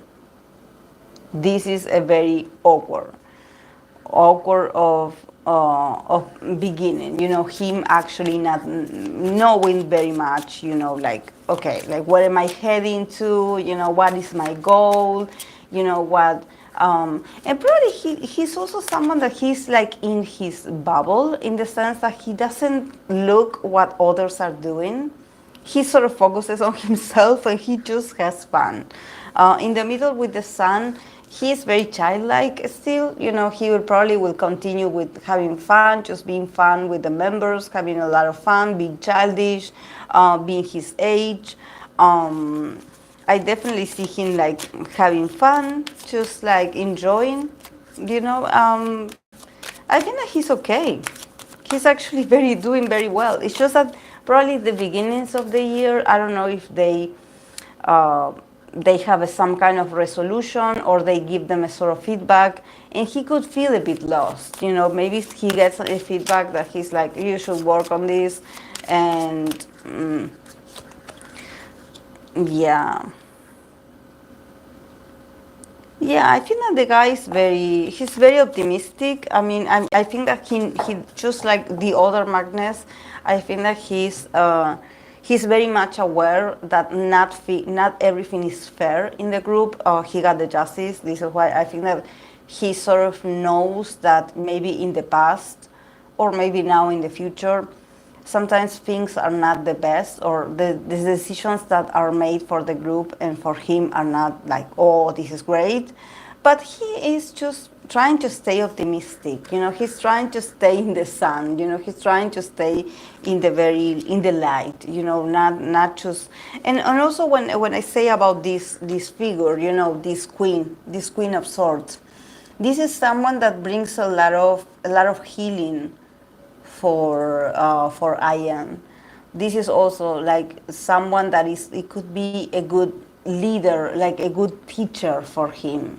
You know, it could be his mother, it could be an older sister, it could be like, I don't know, a teacher, like a coach, someone that is like, you know, you deserve to integrate different parts of yourself. This is also a very Aquarian card, if you if you see it. This is a very Aquarian card. It's about clarity. You know, probably this is way because I'm looking at this queen and I'm looking at, look, she has like a butterfly pose on the top of the sword. So this is very meaningful, and also I think that it talks about how she somehow had mastered communication and also the ability to heal through words. So I think that she could be a good role model for him, sort of inviting him to heal through words. You know, I think that there's something about Ian still, but I don't know if he has like some trouble communicating his needs or communicating what is going on with him. But I think that this woman is essential for this teaching, for this lesson this year. She's like, you know, talking about it can set you free. And you can actually heal. You can actually like integrate the duality, the changes, you know, the changeable nature. You know, there's something about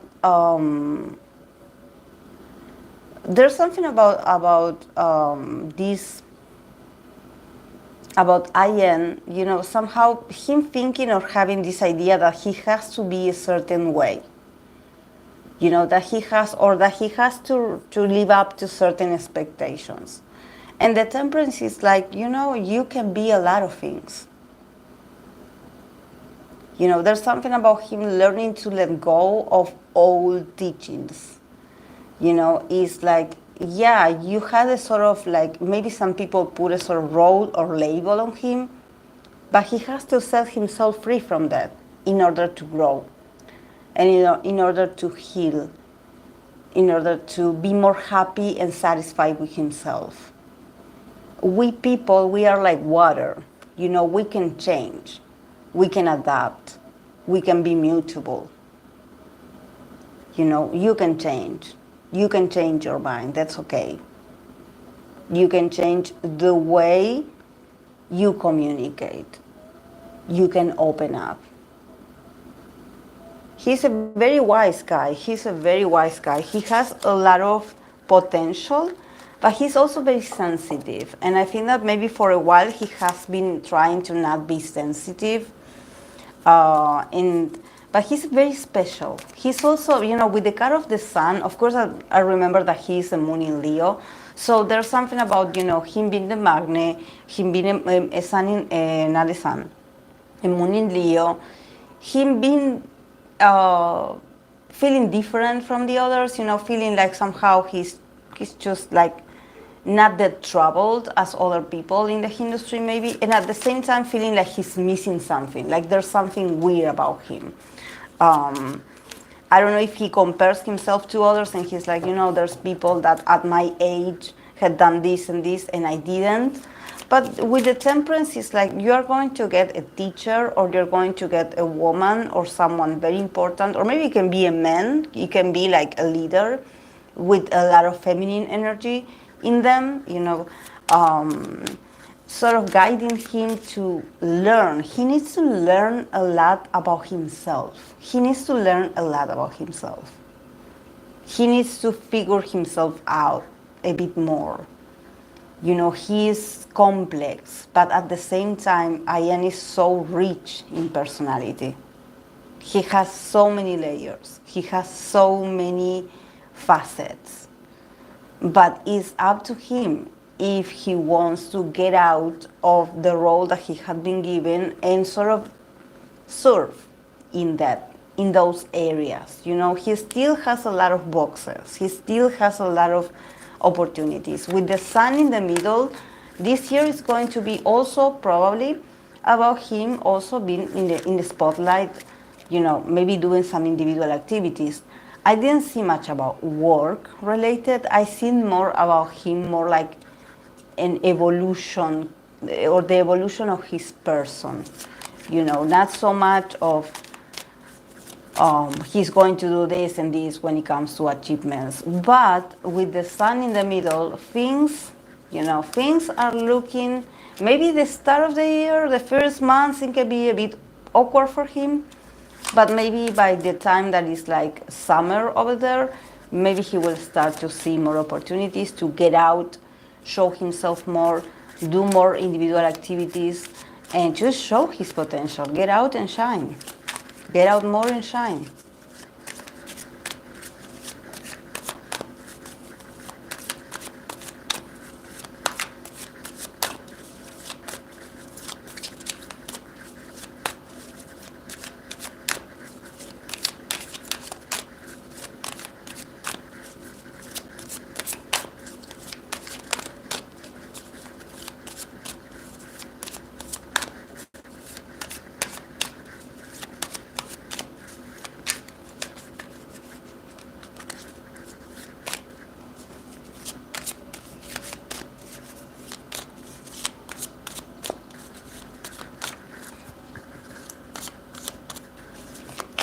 Okay, guys. Today I'm not going to do the usual break of the lives because since it's not going to be dedicated to a particular group, because it's going to be the mix of different recommendations of yours, I'm going to continue the live.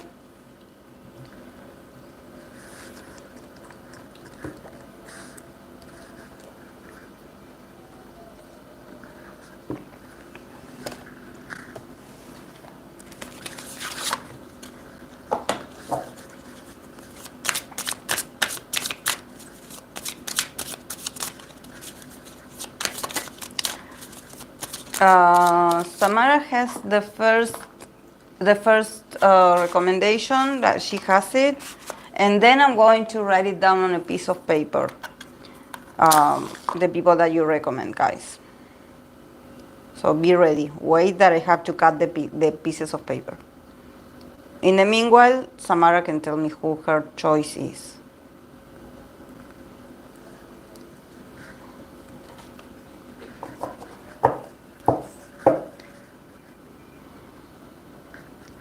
I am in Shonu.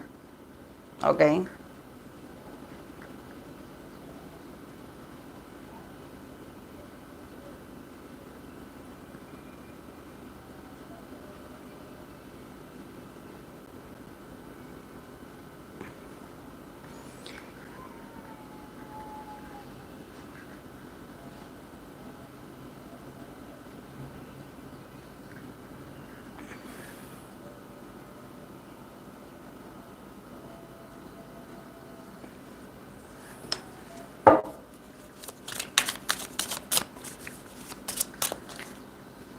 Okay.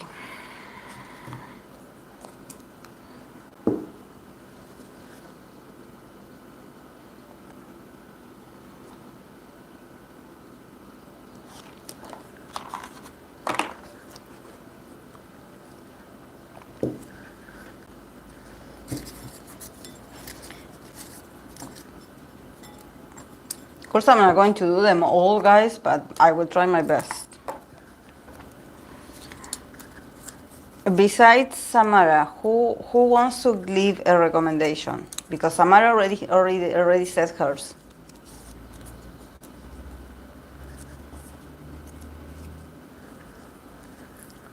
Ten.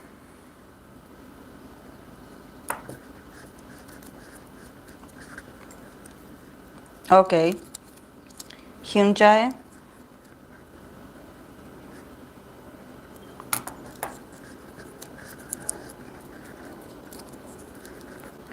Sana.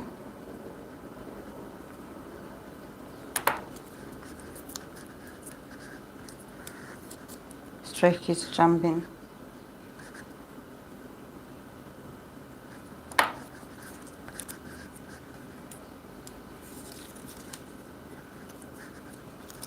Mina. Twice Mina.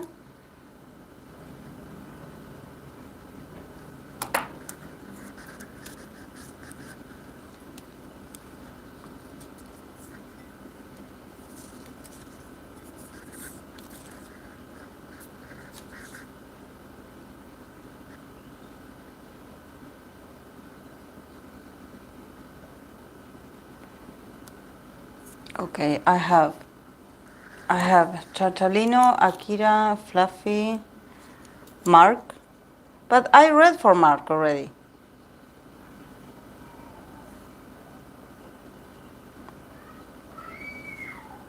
There's an NCT 1271.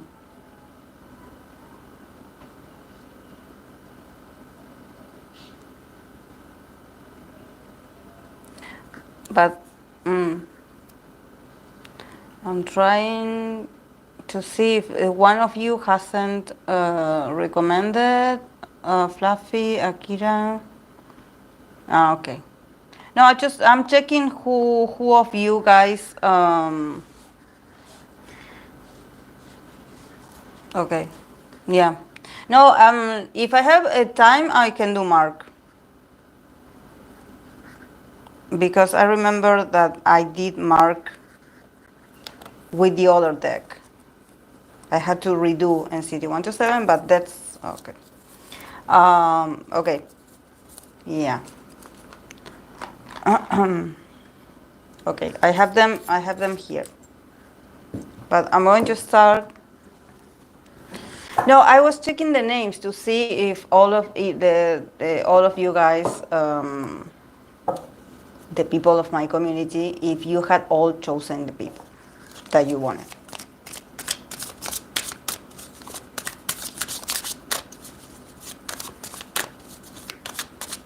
Yeah, actually, a lot of people had asked me to do the redo, Samara. People had sent me emails, and they were like, now that you have another deck, can you do a different one for NCT 127? And for NCT Dream, they also asked me, but, well.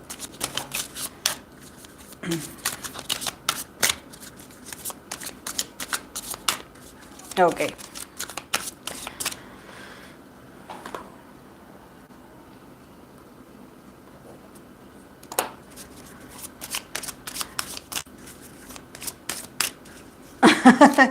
Yeah, but there was someone else also that really wanted it, Marushka. The two people sent me actually emails to request about it. They were like, I don't want to disturb you because I know that you're busy, but if you ever have the time, can you do NCT 127 again? Okay. Let's begin with Monsta X IM, his intimate fantasies.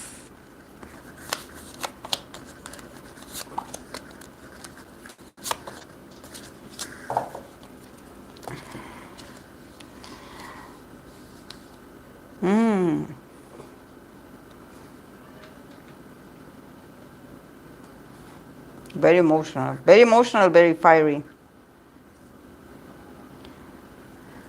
Queen of Cups.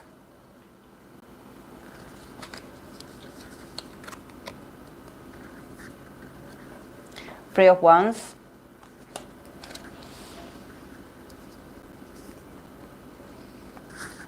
The Fool.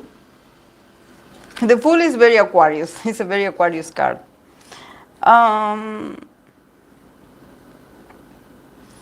I think that yeah, starting with the Queen of Water, probably his fantasy. It has to do. He has a type of women that he likes. He probably just wants someone that is very spiritual. Is like is someone very mysterious. Someone very like a goddess. You know, someone that has that psychedelic vibe, you know, someone that feels like a dream, that when you're with them or when you see them coming or getting close to you, she feels like a dream, like a sort of siren, you know, someone that you cannot escape. He has a type, definitely he has a type.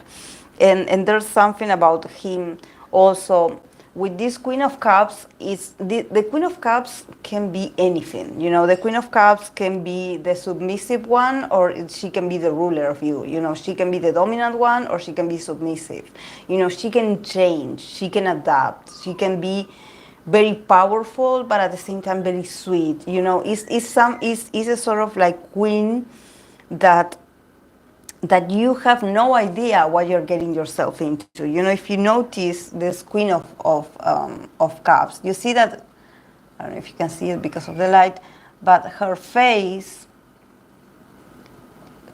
is, she's walking on water, but her face is a bit on the darkness.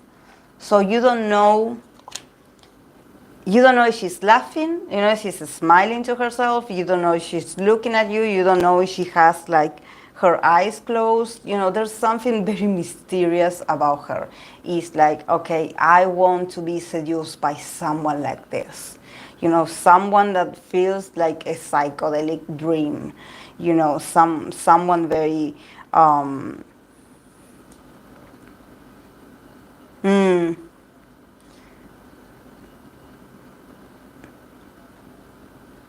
he has Venus in Pisces. Yeah, like a siren, definitely.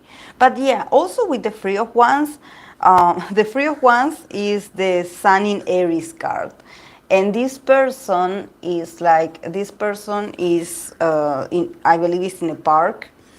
And he's doing it in the park. He's doing it in the public, or there, you know, I don't know if he's doing it, but there's a naked woman that is ready, that is also ready, is jumping on him. So I think that he also has this fantasy of having someone, you know, with the Sun in Aries, probably also a partner that is not shy at all, someone that feels the urge and is very passionate. It's like, you know, even though you can be mysterious and cute and everything, I want to see what you can do. So there's something about him also having this very raw and fantasy, these raw fantasies of just doing it. You know, just do it. And probably him having a fantasy to do it in a public space. You know, and him being just like, you know, when you feel the need, there's something about the Sun in Aries card, you know, the Three of Wands, that is like, let's just follow what we feel. Let's just follow our instincts. You know, there's something about it. So definitely he has that, you know, he has that, he wants someone feminine, but at the same time he wants someone courageous, you know, someone very courageous.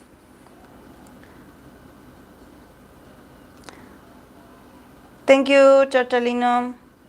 I think that the guy, hey Diana, I think that the guy is very unpredictable on what he likes, because he also has the Fool. So his fantasies are very different. He can change at any minute. He is an Aquarius, so definitely his fantasies can be crazy. Like also I don't think that he's like into bringing other people. I don't see other people. I only see this with his partner or potential partner. But he also is someone that he maybe has the craziest fetishes when it comes to objects or a part of the body that is, I don't want to say the word weird, I don't want to say the word weird, but is unusual. Is unusual, and he probably loves unusual. So definitely, I definitely could see him. I definitely could see him. Could see him like having weird fantasies or a weird fetish. Like he's a bit on the fetish side. He's weird. He's weird in that sense. What he likes is unusual. What he likes is unusual. He starts as being romantic. He starts romantic, then he starts passionate. The guy definitely is very passionate. Like, I think that he doesn't like the waiting. He probably doesn't, even though he feels attracted to a mysterious person, he doesn't like to be with someone that teases all the time and does nothing about it. He's like, okay, when are we going to, get this over with? Like, I have needs. When are we going to do this? Like, you cannot keep me waiting forever. I have no patience for this. This is very Moon in Aries, actually, that he has a sweet side. He can be understanding if there's moments where you are not in the mood. But he also is like, I want a partner. My fantasy is to have a partner that wherever we feel like it, we just do it. We just do it. Like, we just go and we just do it. Definitely. But yeah, with the Fool, definitely he has weird fantasies. I don't know if I don't know why. Because the Fool in here is very weird because there's this person with this sort of doll. So I don't know if maybe he fantasizes with like a sort of like cartoon or a anime or something like this, something that is artificial. Maybe he has like some kind of weird fantasies with some like objects, or with objects. Oh, I don't. Mhm.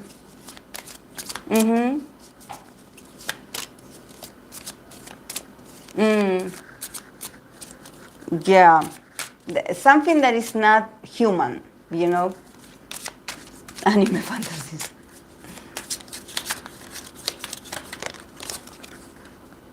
Yeah. Not human. Oh.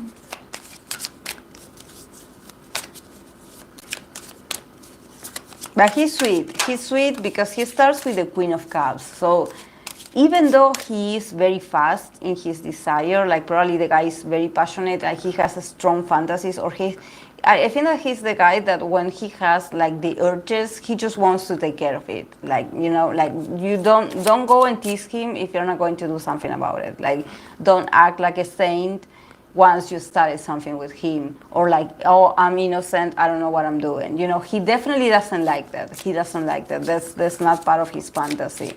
It's like he can understand that you can be acting all mysterious and that you have your personality, and that probably he finds it cute at the beginning that you are a bit like, oh yeah, like, I don't know. But then he's like, if we are feeling the attraction, you're feeling it, I'm feeling it, like, let's do something about it,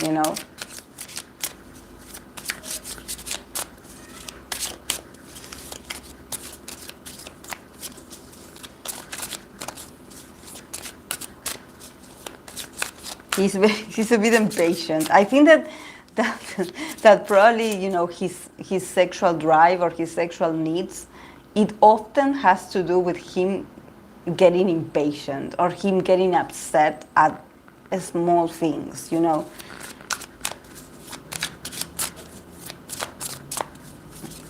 He's just grumpy. He's just grumpy. He's just grumpy. Okay, let's move on to Shonu.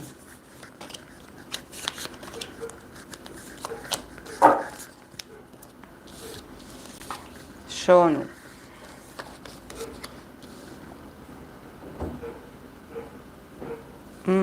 Major Arcana.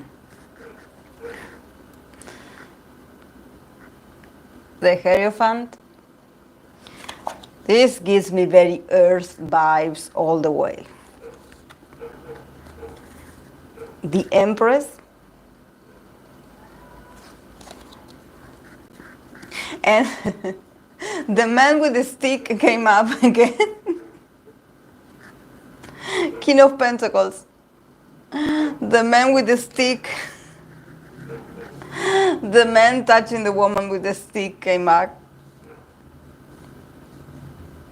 Yeah, he's very moralizing. I don't know why I get the vibe that he is the kind of guy that he is like, probably when he starts talking, he's like, no, because sex is sacred, you know, and you know, you have, you know, you have to sort of like love yourself, love your body, take care of your body. You do not share your body with strangers. You know, you have to love the other person. You know, there's something very traditional about him. And I don't know if this involves being married. Probably with the Hierophant, I could see that probably his fantasies is to be married. And also with the high priestess, the Empress, he could be having this fantasy of getting someone pregnant, and maybe having his partner being pregnant and having sex with them while they are pregnant. And it's very noticeable that they are pregnant. I think that he sort of feels like this strong need to be like to plant the seed, to plant the seed of life, of creation.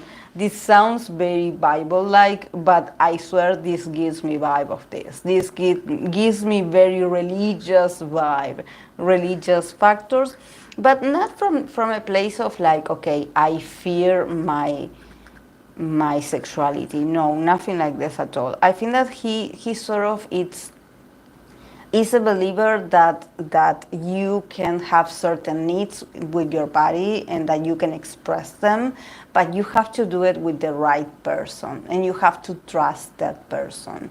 And also you have to, I don't know, also with the King of Pentacles, he's also very traditional. You know, with the Hierophant, the King of Pentacles, he's very dominant also. You know, even though we have the Priestess in the middle. So the Priestess in not the Priestess, why the Priestess? Why am I saying the High Priestess? It's not the Priestess. With the Empress in the middle, I definitely see that even though he's very traditional, there's a part of him that is very Venusian, and there's a part of him that he's gentle and understanding with the woman's nature, you know. So he loves the woman's body. He loves how the woman's body like works. You know, there's something about him being like, you know, a woman's body is precious. You know, it has a lot of potential. I love it. But at the same time, he also, with the Hierophant and with the King of Pentacles, there's a bit of dominance over this. You know, it's like, okay, that body is mine. You know, there's something about him being very, like, probably, you know, his fantasy is to, you know, maybe, you know, having a commitment with someone, getting someone pregnant, and just being like, you know, my wife doesn't leave the house, you know, like somehow doesn't leave the building, you know, because she is my wife, you know, she is my woman. There's something about him also claiming the him being sweet, but at the same time he talking about the woman's body like it belongs to him. So yeah, he has that very possessive side. He has that very possessive side. I would say he's very possessive. Also, he's very traditional, and he's because of all the cards here that I have of Taurus energy. He probably is very stubborn. His mindset is not a mindset that you can change you cannot convince him to be more flexible, even though he's a Gemini. He's very traditional. He's very dominant. It's like he adores the woman's body, but he is a bit traditional. You know, there's something about his values being a bit old-fashioned, I would say. You know, a bit like, you know, like your body is for me or for my eyes only. You know, so he's like the kind of a very conservative husband. You know, like, okay, I don't want you to go out. Like, I don't want you to go and do this. I don't want you to wear revealing outfits. You know, like he may have those sort of like conditions. You know, his fantasy is to be like the provider. His fantasy is to be like the one in charge in the relationship, you know. But definitely, I think that there's something about him probably getting married and having a child, or getting his potential partner pregnant. You know, he feels the attraction, like, I want to create life. You know, I want to create life. I find this beautiful. Maybe he sees that sex is like the ultimate, you know, that this is why I see that it's very traditional, because his fantasy is not so much like, okay, I want to do this and these crazy things with you. It's more like, okay, what is the purpose of sex? To reproduce. So maybe he has that mindset.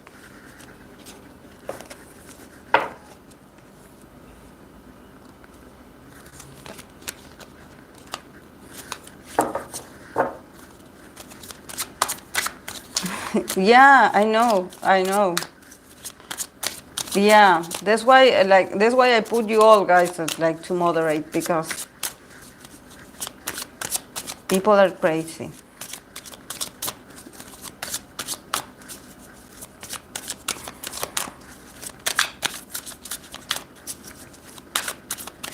Yeah, he's daddy. Yeah, definitely. He sounds like mature, like stable. But the good thing is that he got the Empress. You know, in the Empress, I sort of see, like, he would take care of his woman. You know, it's not that he just wants someone to put on the display, you know, to put as an instrument. No, he values the woman's body. So, but yeah, it sounds very old-fashioned. His fantasy. Okay, I'm going to pick one of these.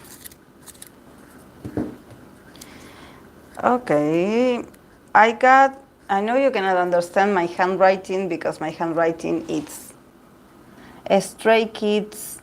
This is the abbreviation of Stray Kids, Changbin. It's impossible that you can read my handwriting. I'm sorry, guys. That's how I write. This is my handwriting. I'm sorry.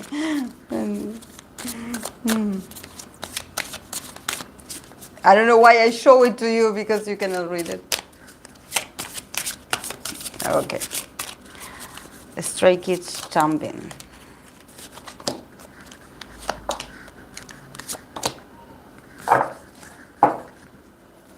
A lot of water. A lot of water. Lot of water.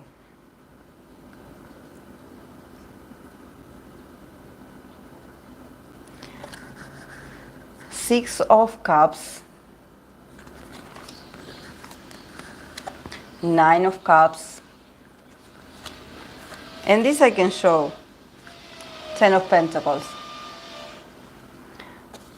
He is an observer. He is an observer. But I think that he is just like, there's something about him being a fool for a woman's body. Like, I think that with so much water, there's something about him just going with the flow, or of whatever, like, the woman wants. He's very, like, he's into very sensitive people. I think that he just loves how fluent people are with emotions, and probably the more emotional the person is, or the more they talk about their feelings, and you know, maybe cry a little bit. But there's something about, you know, him having this fantasy of being with someone that is very open emotionally, and they can talk about, it's not about trauma dumping, but it's like, let's talk about how we feel. Let's release this, even if what is going on with us is that we are both happy. But I just want to talk about how I feel. He's a softy inside. He's a very sensitive person. It's just that I think that he sort of admires people that are much more connected with their emotionality. He's like very sensitive. So he would prefer for the other person to bring that out of him. And I think that turns him on, honestly, to talk about feelings. There's something about him seeing the vulnerability in others that he's like, this is hot, or this is exciting.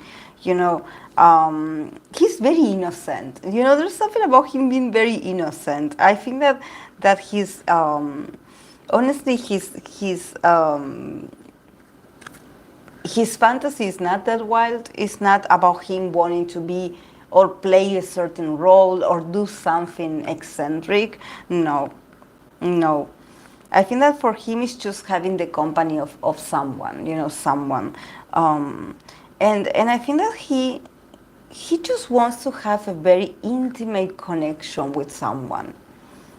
I don't know if he just feels like no one listens to him, or if he feels like no one really cares about what he feels or what he has to say.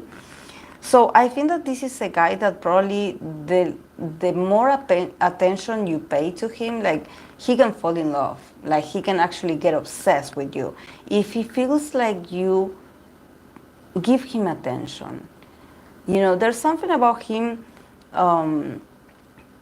just getting very having this fantasy of having this very sweet person that is very welcoming, that is like, come here, let's talk. I want to hear you, how are you? Very sweet, very gentle, very understanding, very empathic, this very sweet person, this very sweet person. But someone that really means it, someone that really cares, like someone that is asking the questions because they really are willing to listen to you. And for him, he gets in his feelings. He's like, this level of intimacy is crazy. I never had something like this. And I find this hot, actually. Like, I like it. And probably because maybe for him, maybe a sexual connection, it has to come from the feelings, Probably he's someone that he's very emotional. He's very emotional. A very emotional guy. It's just that probably he has to act like he's tougher or like he's tough. That he's like, okay, it doesn't matter. I didn't get my feelings broken in here. Like, it's okay. I'm not offended. It's okay. There's something about him sort of having to dismiss from time to time how he really feels, because he doesn't have other people that validates how he feels.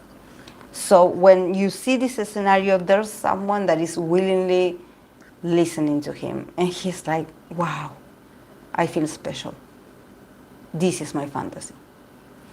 And also because the Nine of Cups is also a card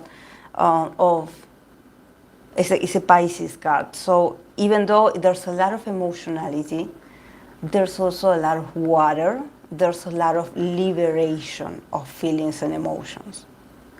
So yeah, you can go from feeling very sensitive to feeling very attracted to the person, and just wanting to have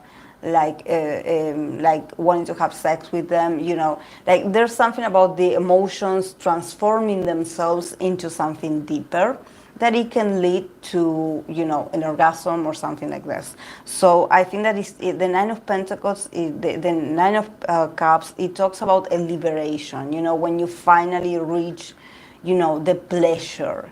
It's like, yeah, we started sweet, we started talking a bit, about emotions, but then, the emotions started to change, we go deep, and, it turned into something sexual. It can happen. it can happen like this, but it has to be like water.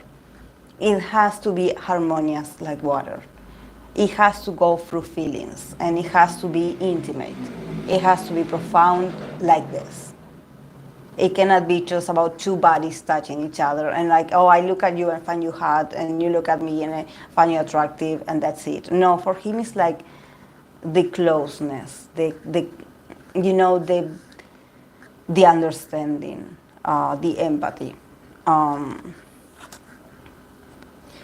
yeah, then with the Ten of Pentacles, also this is a Virgo card. This is a Mercury in Virgo card.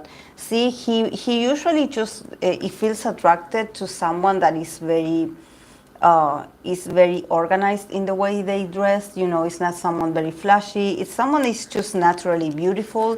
Someone that looks very good, looks very studious, looks very organized. Looks someone that is is very concentrated on their things. This sounds very much like Venus in Virgo. Someone that you find attractive, or actually your fantasy is to do it with someone that is a student, that not high school student, more like someone that is a workaholic maybe, or someone that is always practicing, someone is always working on themselves, someone that is always training, that is a bit obsessed with being the best, or is a bit obsessed with work, but he finds that like very appealing, more appealing than actually someone that is a bit much more like cocky about their body and how they look. He actually likes like simple people.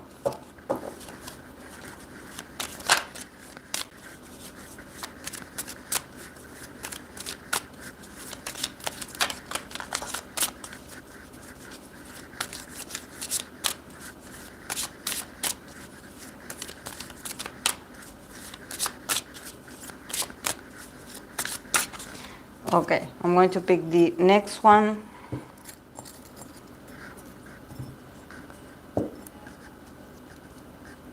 I was thinking about her actually. Twice Mina. I don't know if you can read. You cannot understand my handwriting. I don't know why I do this, but well. Twice Mina.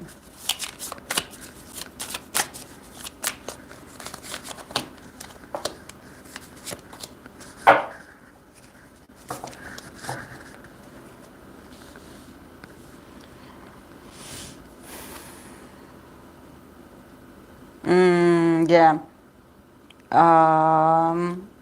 Knight of Swords, a Gemini card. Five of Cups. Ace of Cups. She has a strong imagination, I would say. Very sensitive woman. She has a strong imagination, actually. Honestly, I think that she has a type. She has a type with this Knight of Air, that it would be like a Knight of Swords.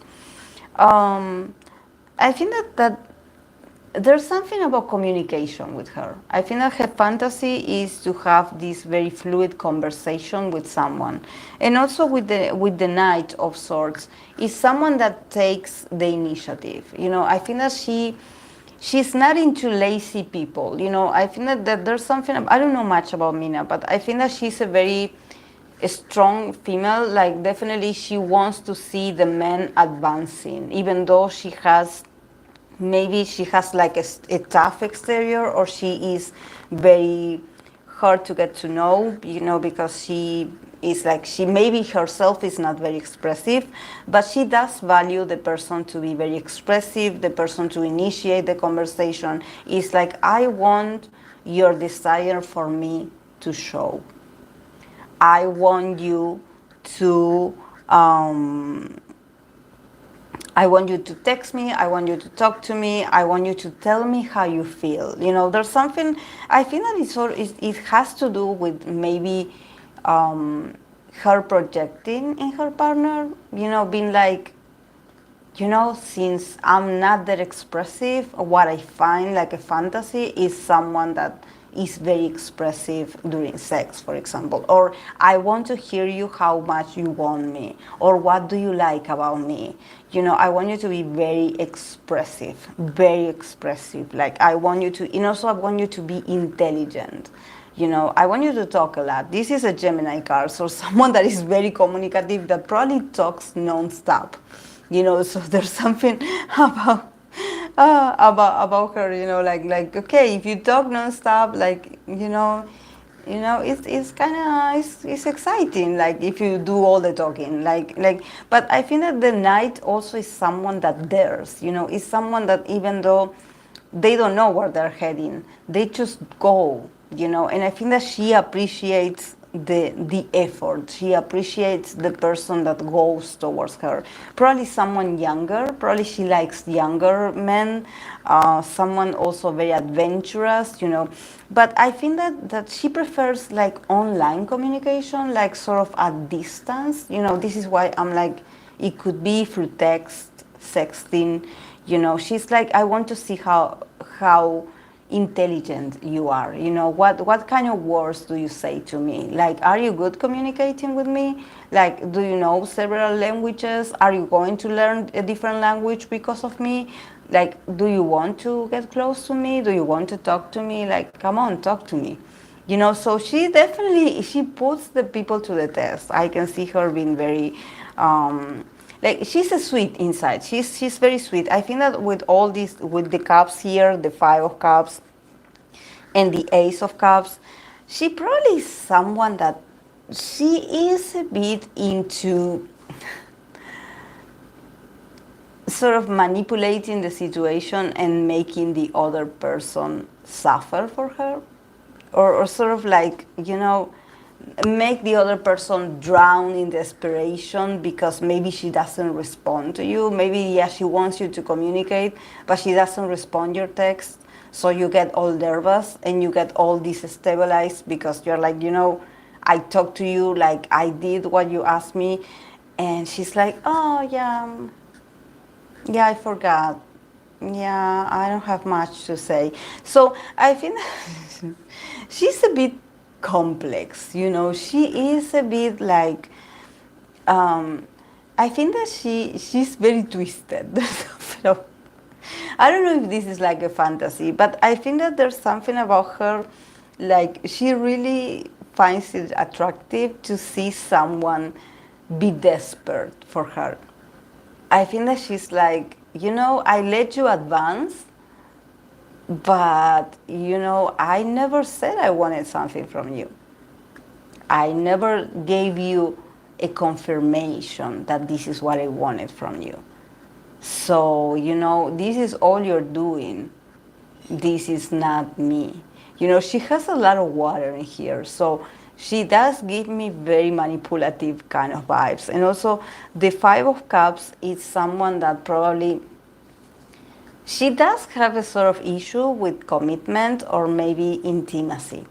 The 5 of Cups, because with the Ace of Cups, that is the other card, I believe that she definitely wants an emotional connection with a partner, and probably this is her ultimate fantasy, to have a very healthy sex life, to have, a very fluent love life, to have a lot of pleasure, to receive a lot of pressure, to give a lot of pressure. There's something about her, like, but she's a tough cookie. It's not easy to get into her feelings. I think that for you to sort of get into her mind or get her to feel attracted, you have to understand how her emotional world works, and it's very complex. It's very complex, and you can get just very confused because you're like, do you want me or do you not want me? Like, what is it that you want? And probably she's like the type of person that she could, like, provoke you or tease you, and then she would like just go and just like pleasure herself, and not because I see that she could play you know, with sort of like seducing someone, but then she ends up alone. You know, then she is by herself, you know, sort of like being happy and feeling like maybe like, you know, reaching that level of pleasure, but by herself, you know. And so she can be selfish like this. She can be complex like this. I think that definitely she's very sensitive. She's very sensitive. This is why I think that what she reads or what she sees that you're trying to communicate with her or you're trying to get a hold of her, you know, she sort of finds that attractive. But at the end, I think that if she wants you or what she wants as a fantasy is still a secret, you know, it's still something like private for her, you know, it's private. It's like, yeah, I appreciate your efforts, but yeah, I'm not sure if I want to make them come true. She probably has a vivid imagination as well. She probably has a vivid imagination.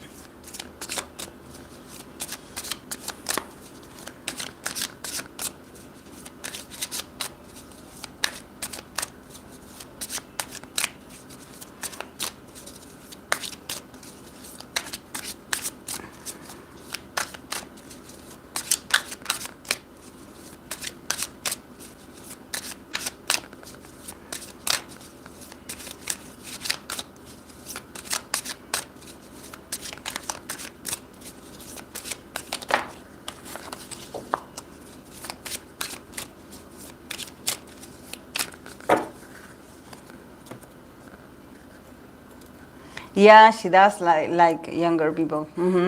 Because I seen it in the night. Because you know, this is something that I think that the younger guys have this stamina. You know, they are shameless. They when they like something that when they like someone, it just you can tell that they like it or that they want it. You know, with men, with older men or men your age, there's a lot of like, you know, them feeling in power or them feeling entitled to like, okay, you have to seduce me because, you know, I'm a man, you know. And with younger men, there's much more like honesty, you know, not so much fakeness. Okay, next one, Hyunjae. The voice Hyunjae.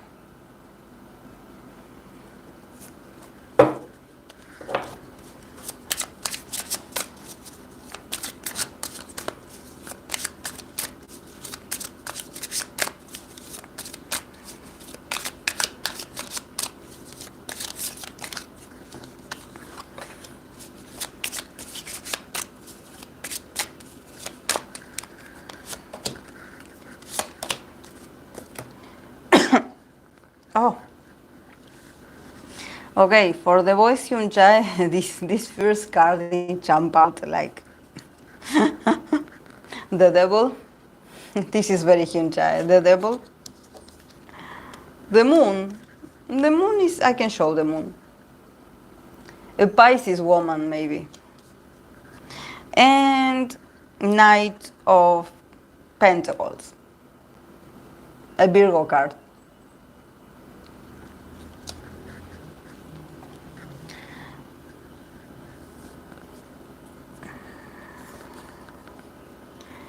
With the devil, I think that he is toxic. And with the moon also.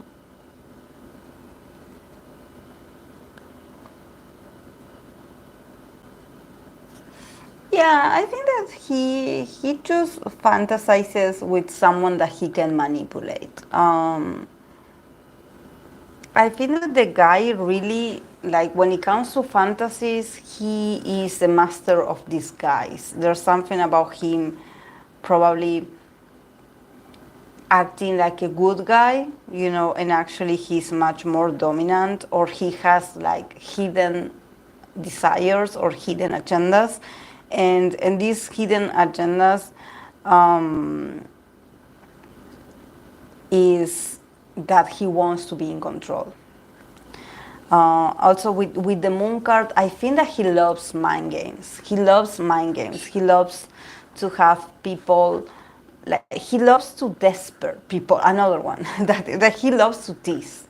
Um, and I think that he sort of has a thing that he wants to do it in the darkness. Of course, at the night, but he probably has this fantasy of like, I want to do it in somewhere like in a forest, for example, like in the darkness, somewhere that they cannot see us, not very traditional, just like hiding somewhere, but I think that with the devil, he's always thinking about sex. There's something about his sex drive being very active. Like he has a lot of fantasies, but all of them, it has to do with dominion.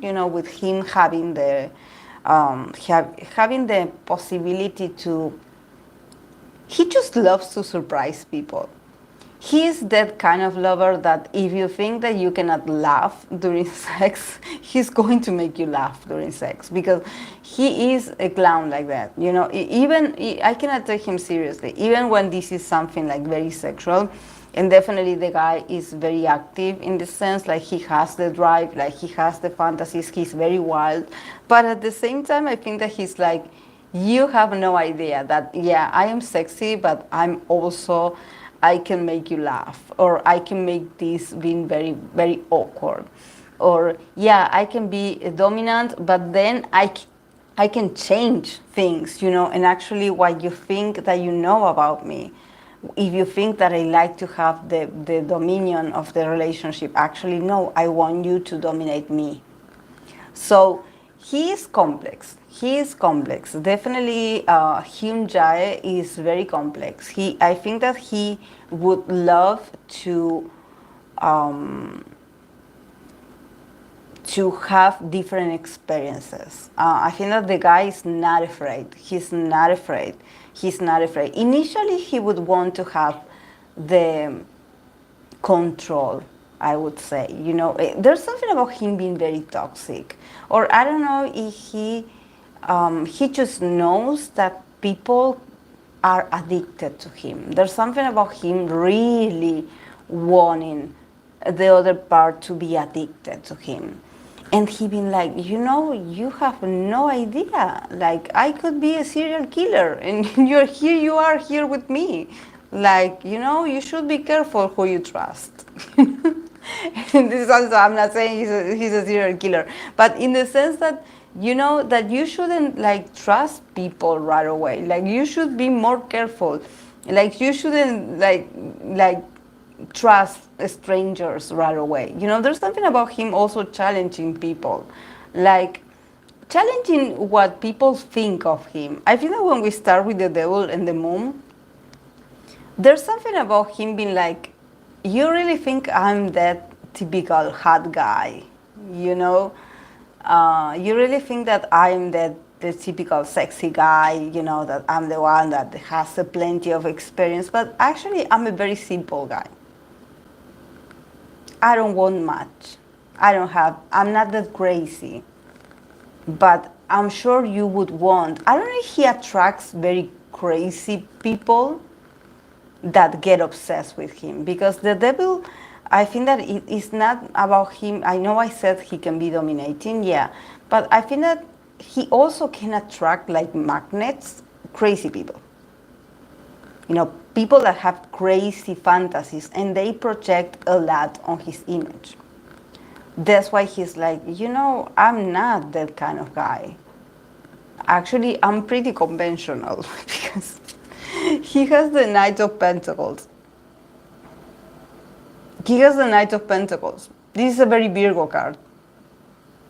So the guy, as probably him thinking about what do I fantasize about, he probably just wants to be a better lover. He wants to put the effort. Maybe what he fantasizes about is doing it in nature, doing it outdoors, like doing it in, I don't know, in a field. I see a lot of nature in here. So probably what he wants is that. but he's actually not that crazy. But people think that he is. You know, like you sort of, I don't know, he has the face of the typical bad guy.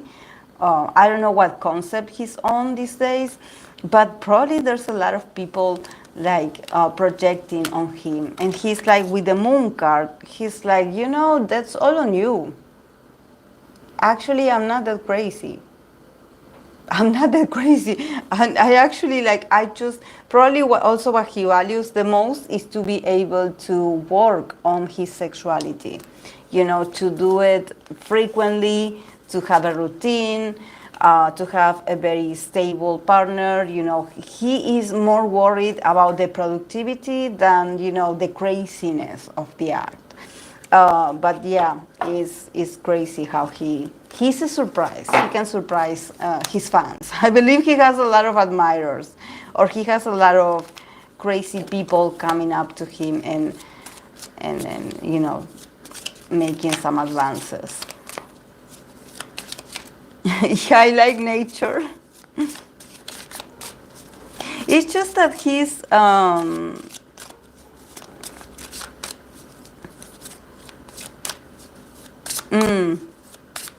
it's just that maybe, you know, he's like, you know, my image with the devil. I know I attract a lot of crazy people that get obsessed with me. Maybe he can also get obsessed with someone, but then with the moon, it's like a sort of disappointment. You know, like, wow, you really are not who I thought you were. So he's sort of scared of that. Instead of this being a fantasy, I think that it has to do with his fear of maybe doing it with a crazy person, like, you know, someone that you know, that, because when I said, oh, he would want to do it in the darkness, like, you don't know who that person can be. You know, so then we have the Knight of Pentacles that is in the plains under the sun, that, you know, that the guy is in the field, you know, he's working, that he's too simple. So maybe then he learns that maybe in the nightlife, you know, in the darkness, you can meet very shady people. And that actually it would be much more comfortable for you to meet someone in the countryside. You know, do not go that wild.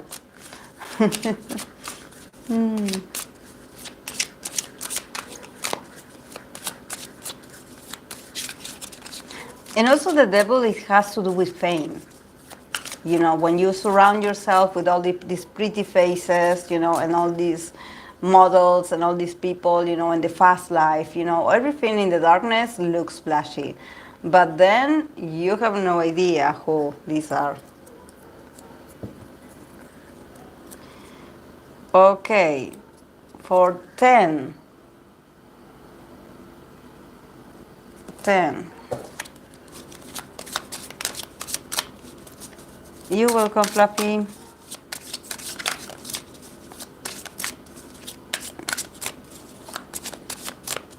I feel like there's something about Hyunjin being a bit afraid of his magnetism. Because when you have someone that has such a strong appeal like he does in real life,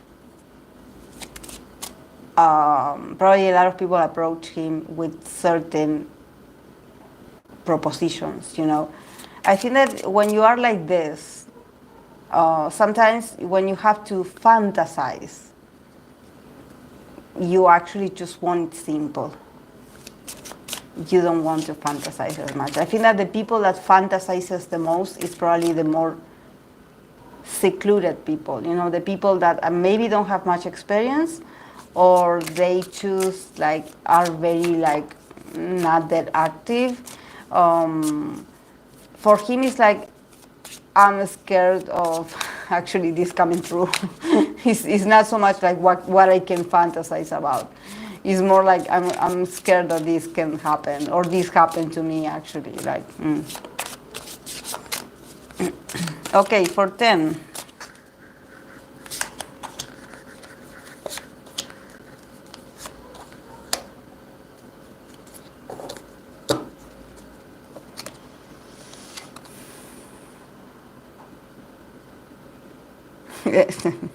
For 10, a 10 of wands.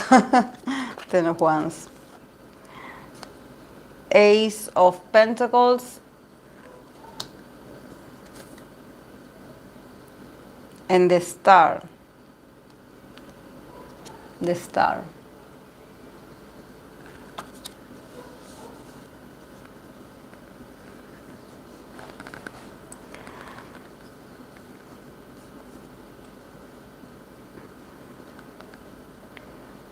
I don't know, I think that Ten is a mix of, like, he really has like a strong sex drive, but then he thinks about, like, I should be gentle.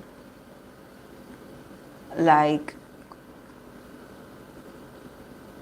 because also the Ten of Wands is giving me makeup sex.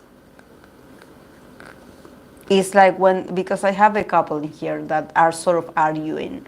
So I think that he could actually have this fantasy of makeup sex. Like, I really like him feeling like having this very heated argument with someone and sort of like, release it through sex.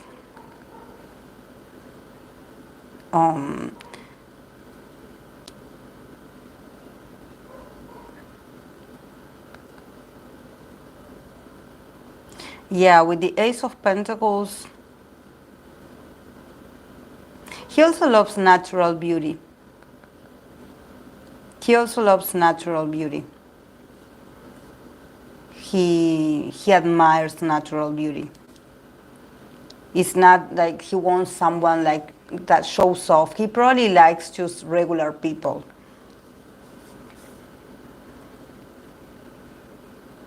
But also with the stars, I think that this is the stars is an Aquarius card. I think that it shows how he's a very dreamy guy. He's a guy that dreams and fantasizes. But the star also is a card that is not that sexual, It's like he can fantasize, but like the typical Pisces that he is, it can be a never-ending saga of a lot of situations. The only thing that I do see that is sexual is the makeup sex. It's like him like having an argument with someone that he loves and him feeling like he's losing control because he cannot get to an agreement with the other person, and they are arguing and they are sort of like, getting into this very heated discussion when there's a lot of anger, there's a lot of frustration. So he's like, I have this fantasy that maybe we could use sex as a way to sort of calm each other down. He probably also has this, probably he has he has potential partners or people that have like very strong fiery energy that I don't see Ten arguing with someone, like having an argument with someone of the opposite sex, but maybe he does have this fantasy of actually, having this interaction with the very emotional person, with a very emotional angry woman, with a very emotional angry woman, someone that cannot control their when they get upset, and he's like, okay, yeah, I guess we could fix this with sex, and he sees it like an opportunity to give this a sort of resolution. Because yeah, he's very, from time to time, he's very like grounded with this Ace of Pentacles in here. He's very grounded. Like, he doesn't like conflict, but maybe, he has this sort of fantasy of, having this makeup sex. I don't know if it's maybe because, when you are not that aggressive, but you have people that actually they are very aggressive and passionate towards you, and you're like, whoa, where did this come from? And actually, like, what the other is showing you, it has to do with your own aggressiveness that you are not expressing. Sometimes when aggression comes up on the outside, is for you to pay attention, like what's going on with your own anger. So maybe I think that he could have a thing, or he could actually feel a bit like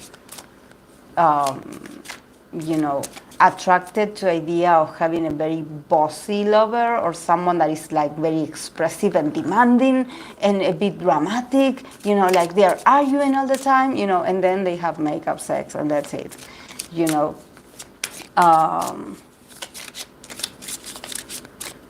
But yeah, with the stars, definitely, like, I think that the guy is a box of surprises. The star is a very holistic kind of card. It's a very holistic kind of card. It's a very, it's like, it's not romantic, but I think that when it comes to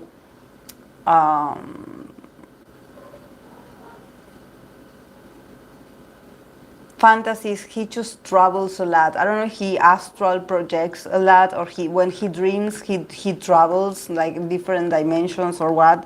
But the guy is just very like open, you know, it can be anything. It can be anything, actually. So yeah. I don't see much. I see him changing actually. I see him changing a lot. That's why I see the stars, because I'm like, yeah, it can be sexual, but then he also can go through moments where he's stable. He's like, you know, I don't dream. I don't have desire. Okay. The last one is Sana. Sana, the last one for today.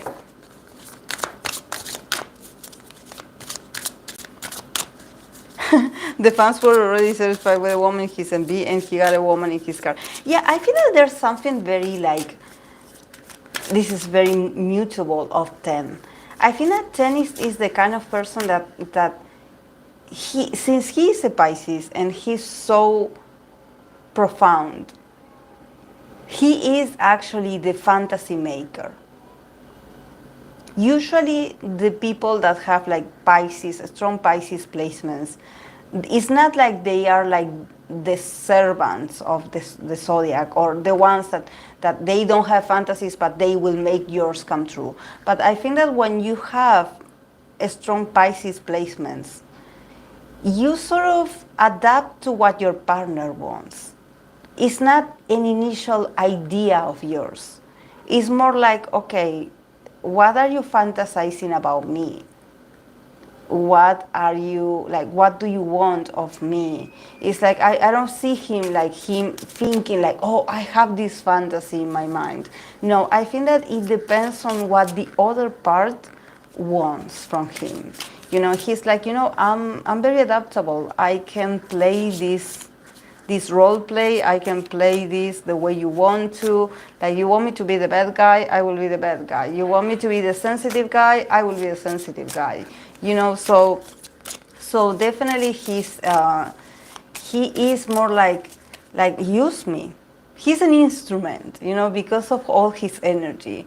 It's not that he's like, oh, you know, like, for example, I noticed that there's more men idols that they are much more bossy. It's like they either have like the devil, or they have the Hierophant, or they have the emperor, or they have like a king. So they are like, somehow they're like, yeah, this initially was my idea. This, I actually have this idea, this fantasy in my mind. But I think like for someone like Ten, it's more like, okay, what the others want of me.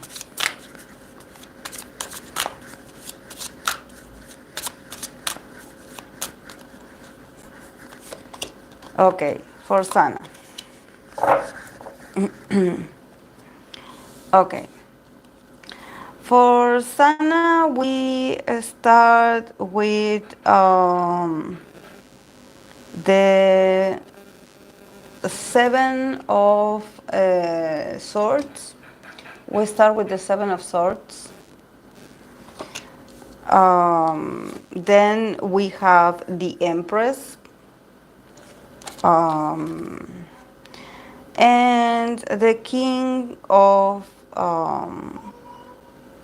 wait, guys, I have to get my card out. Oh my God.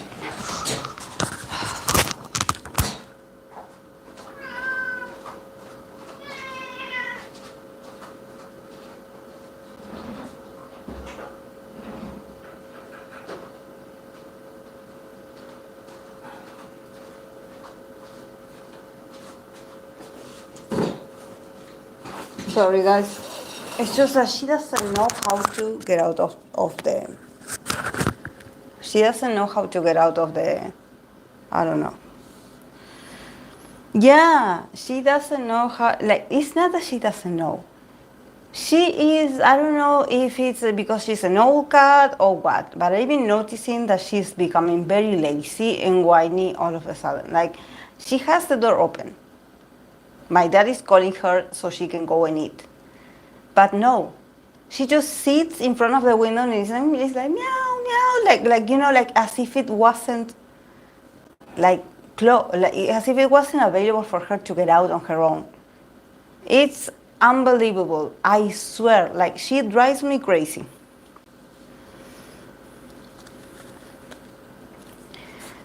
Okay.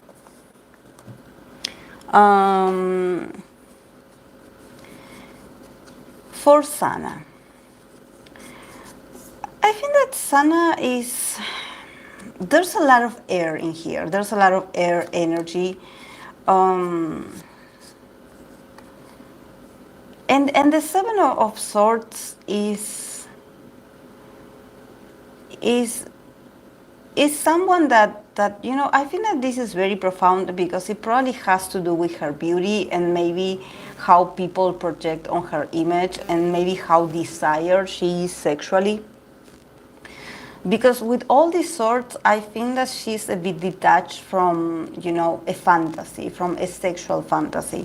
There's something about her like, yeah, like I know I am the fantasy of others, or I know that there's people watching me. I know there's people that are obsessed with me and my body and the way I look. So she's like, yeah, you know, like look at me, like observe me.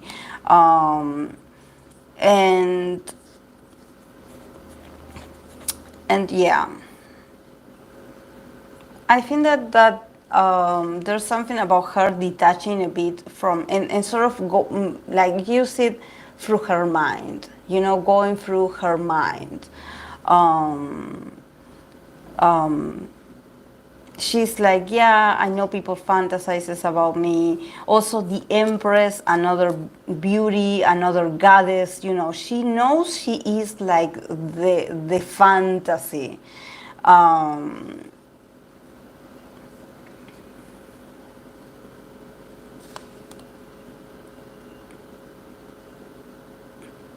Why? Why?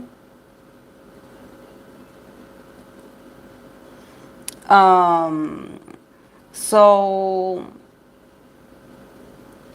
I think that she feels like a queen. She feels like, and there's a part of her, I think that is sort of a guilty pleasure that she feels like very adored, and maybe, you know, it's like, yeah, it does make me feel good that I am someone's fantasy. But she also has a King of Swords in here, so definitely she has a type. There's something weird in here. I don't know why I'm getting that. There's this. I don't know if there's like there's something about her being like, you know, all the eyes are on me. All the men fantasize about me, but the one that I want doesn't notice me. Or the one person that I have fantasies about, he doesn't want me. Or he's not that sexual himself. So I fantasize about this guy. Because the King of Swords is someone that is very intelligent, is very intellectual, but also is very detached. You know, it's like, you know, and I see her here in this Seven of Swords and in this Empress card, you know, like somehow like exposing parts of her body, you know, being sensual, being her beautiful self, and sort of having this King of Swords in here. There's someone, she fantasizes about someone that is very hard for her to seduce him because he's very cold. And I think that this is her fantasy,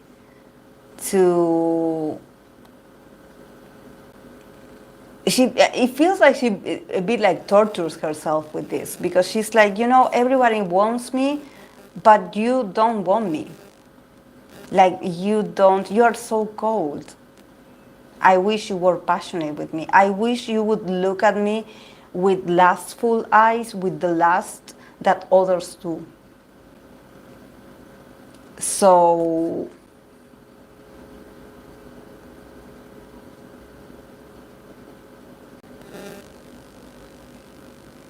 it's very interesting.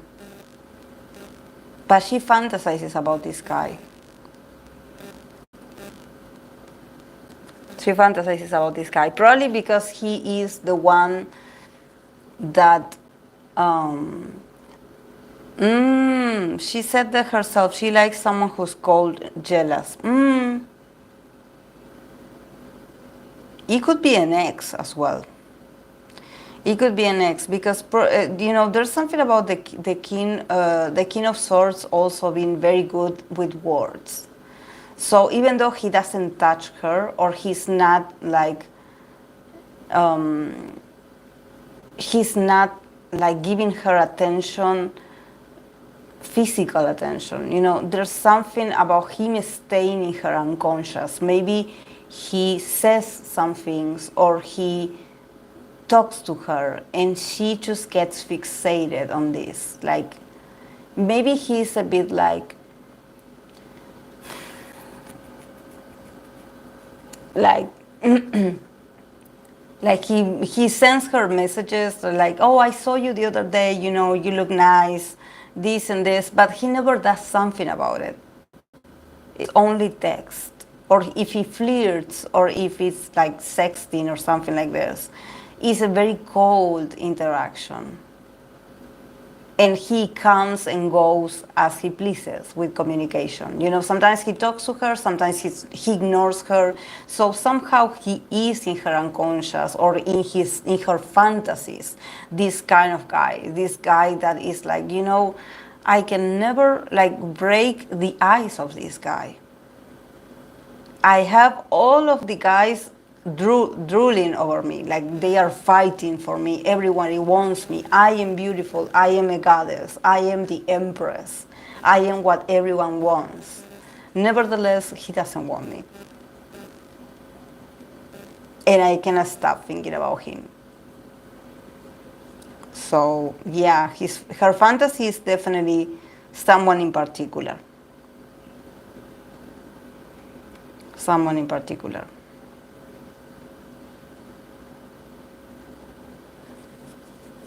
I don't know. This king of swords is creepy. It just I don't like it because I don't like his vibe. Because for him it's amusing, to keep her in there. Like he's so smart. He's so smart. He's so good with the sort of the double intention in the words. He probably says something that she wants to hear. But at the end of the day, like I always tell you guys, or at least in my experience, for me, actions matter. A text message, like some words, they don't affect me. What does affect me is what you do. And if you are there. If you're not there, you don't exist for me. So, this is something that I don't know, maybe, we can all have fantasies, and of course, we always maybe, this is someone from the past, or she has probably like an attraction for someone that, because she's so wanted, she maybe fantasizes about what it would be like if I'm not wanted,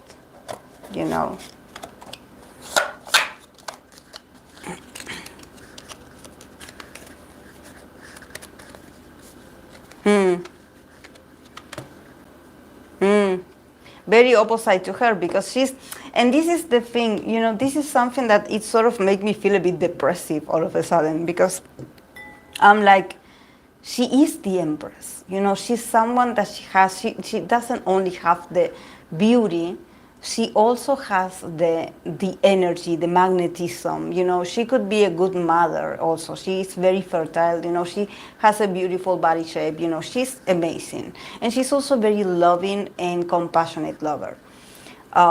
So generous, very generous, to the people that she loves. So seeing this very cold guy in there, I'm like, that's a ghost. Whoever this person is, I don't know if this person is famous or not. I believe I've seen this guy before in some of her readings, but I think he doesn't deserve to be there because he's a ghost. He's just hanging around. If he's texting her or if he's like sending her messages, he's doing it to confuse her or to manipulate her because he's not part of her reality. He's not present. So the fact that she still fantasizes about him lets me know that probably she needs to work a bit more on her self-esteem and her self-value. Because the way that guy is playing with her mind and her desires, I don't know, guys. I don't know.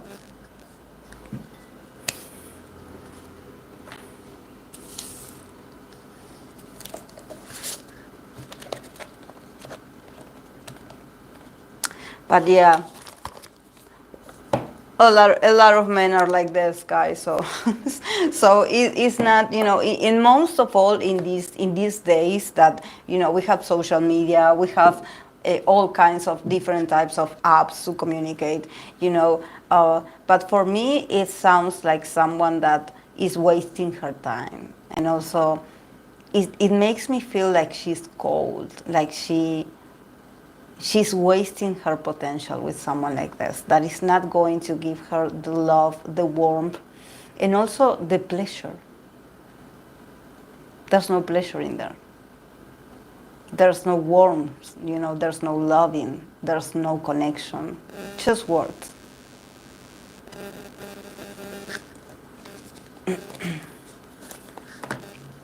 Yeah, reading with names in a jar. Yes, in a jar. Actually, it's not a jar, but I found these noodles cup. So I was like, great, I'm going to do it here because I actually I remember to go and grab it, like, and it was very, like, it was late already. So, but yeah, it was fun, guys. Maybe next Wednesday I'm going to do NCT 1 to 7 with this deck, with the Manara deck again, because some people want an update. So yeah, if you want to join us, yeah. And of course, like, I want to let you know, if you are new here, I usually don't pull cards for the same idols over and over. So whatever it comes up is going to be it. Like, I don't take recommendations every single minute for the same people because we have to let time pass between readings. We cannot be reading always for the same people. That's why I always try to include new names, new people, because we have to make it fun. And also, there's a lot of other idols, there's a lot of other people from other fandoms that they want to know about their favorite. So, it would be very disrespectful to be like, oh yeah, I want to know about, this group only. So yeah, be respectful to also other people's needs. If I can, on Wednesday, of course, that I'm going to see you guys on Saturday, on the live of Saturday. On Saturdays, I don't do the Intimate Fantasies reading, but if I do the next Wednesday only Fantasies, I can actually do the bold one, so we can add, like today, different names. And then I will do also NCT as a group, so we can save time and just focus on the intimate readings on Wednesday. So yeah, thank you so much, guys, for watching. Thank you so much for the recommendations. See you on Saturday. Bye.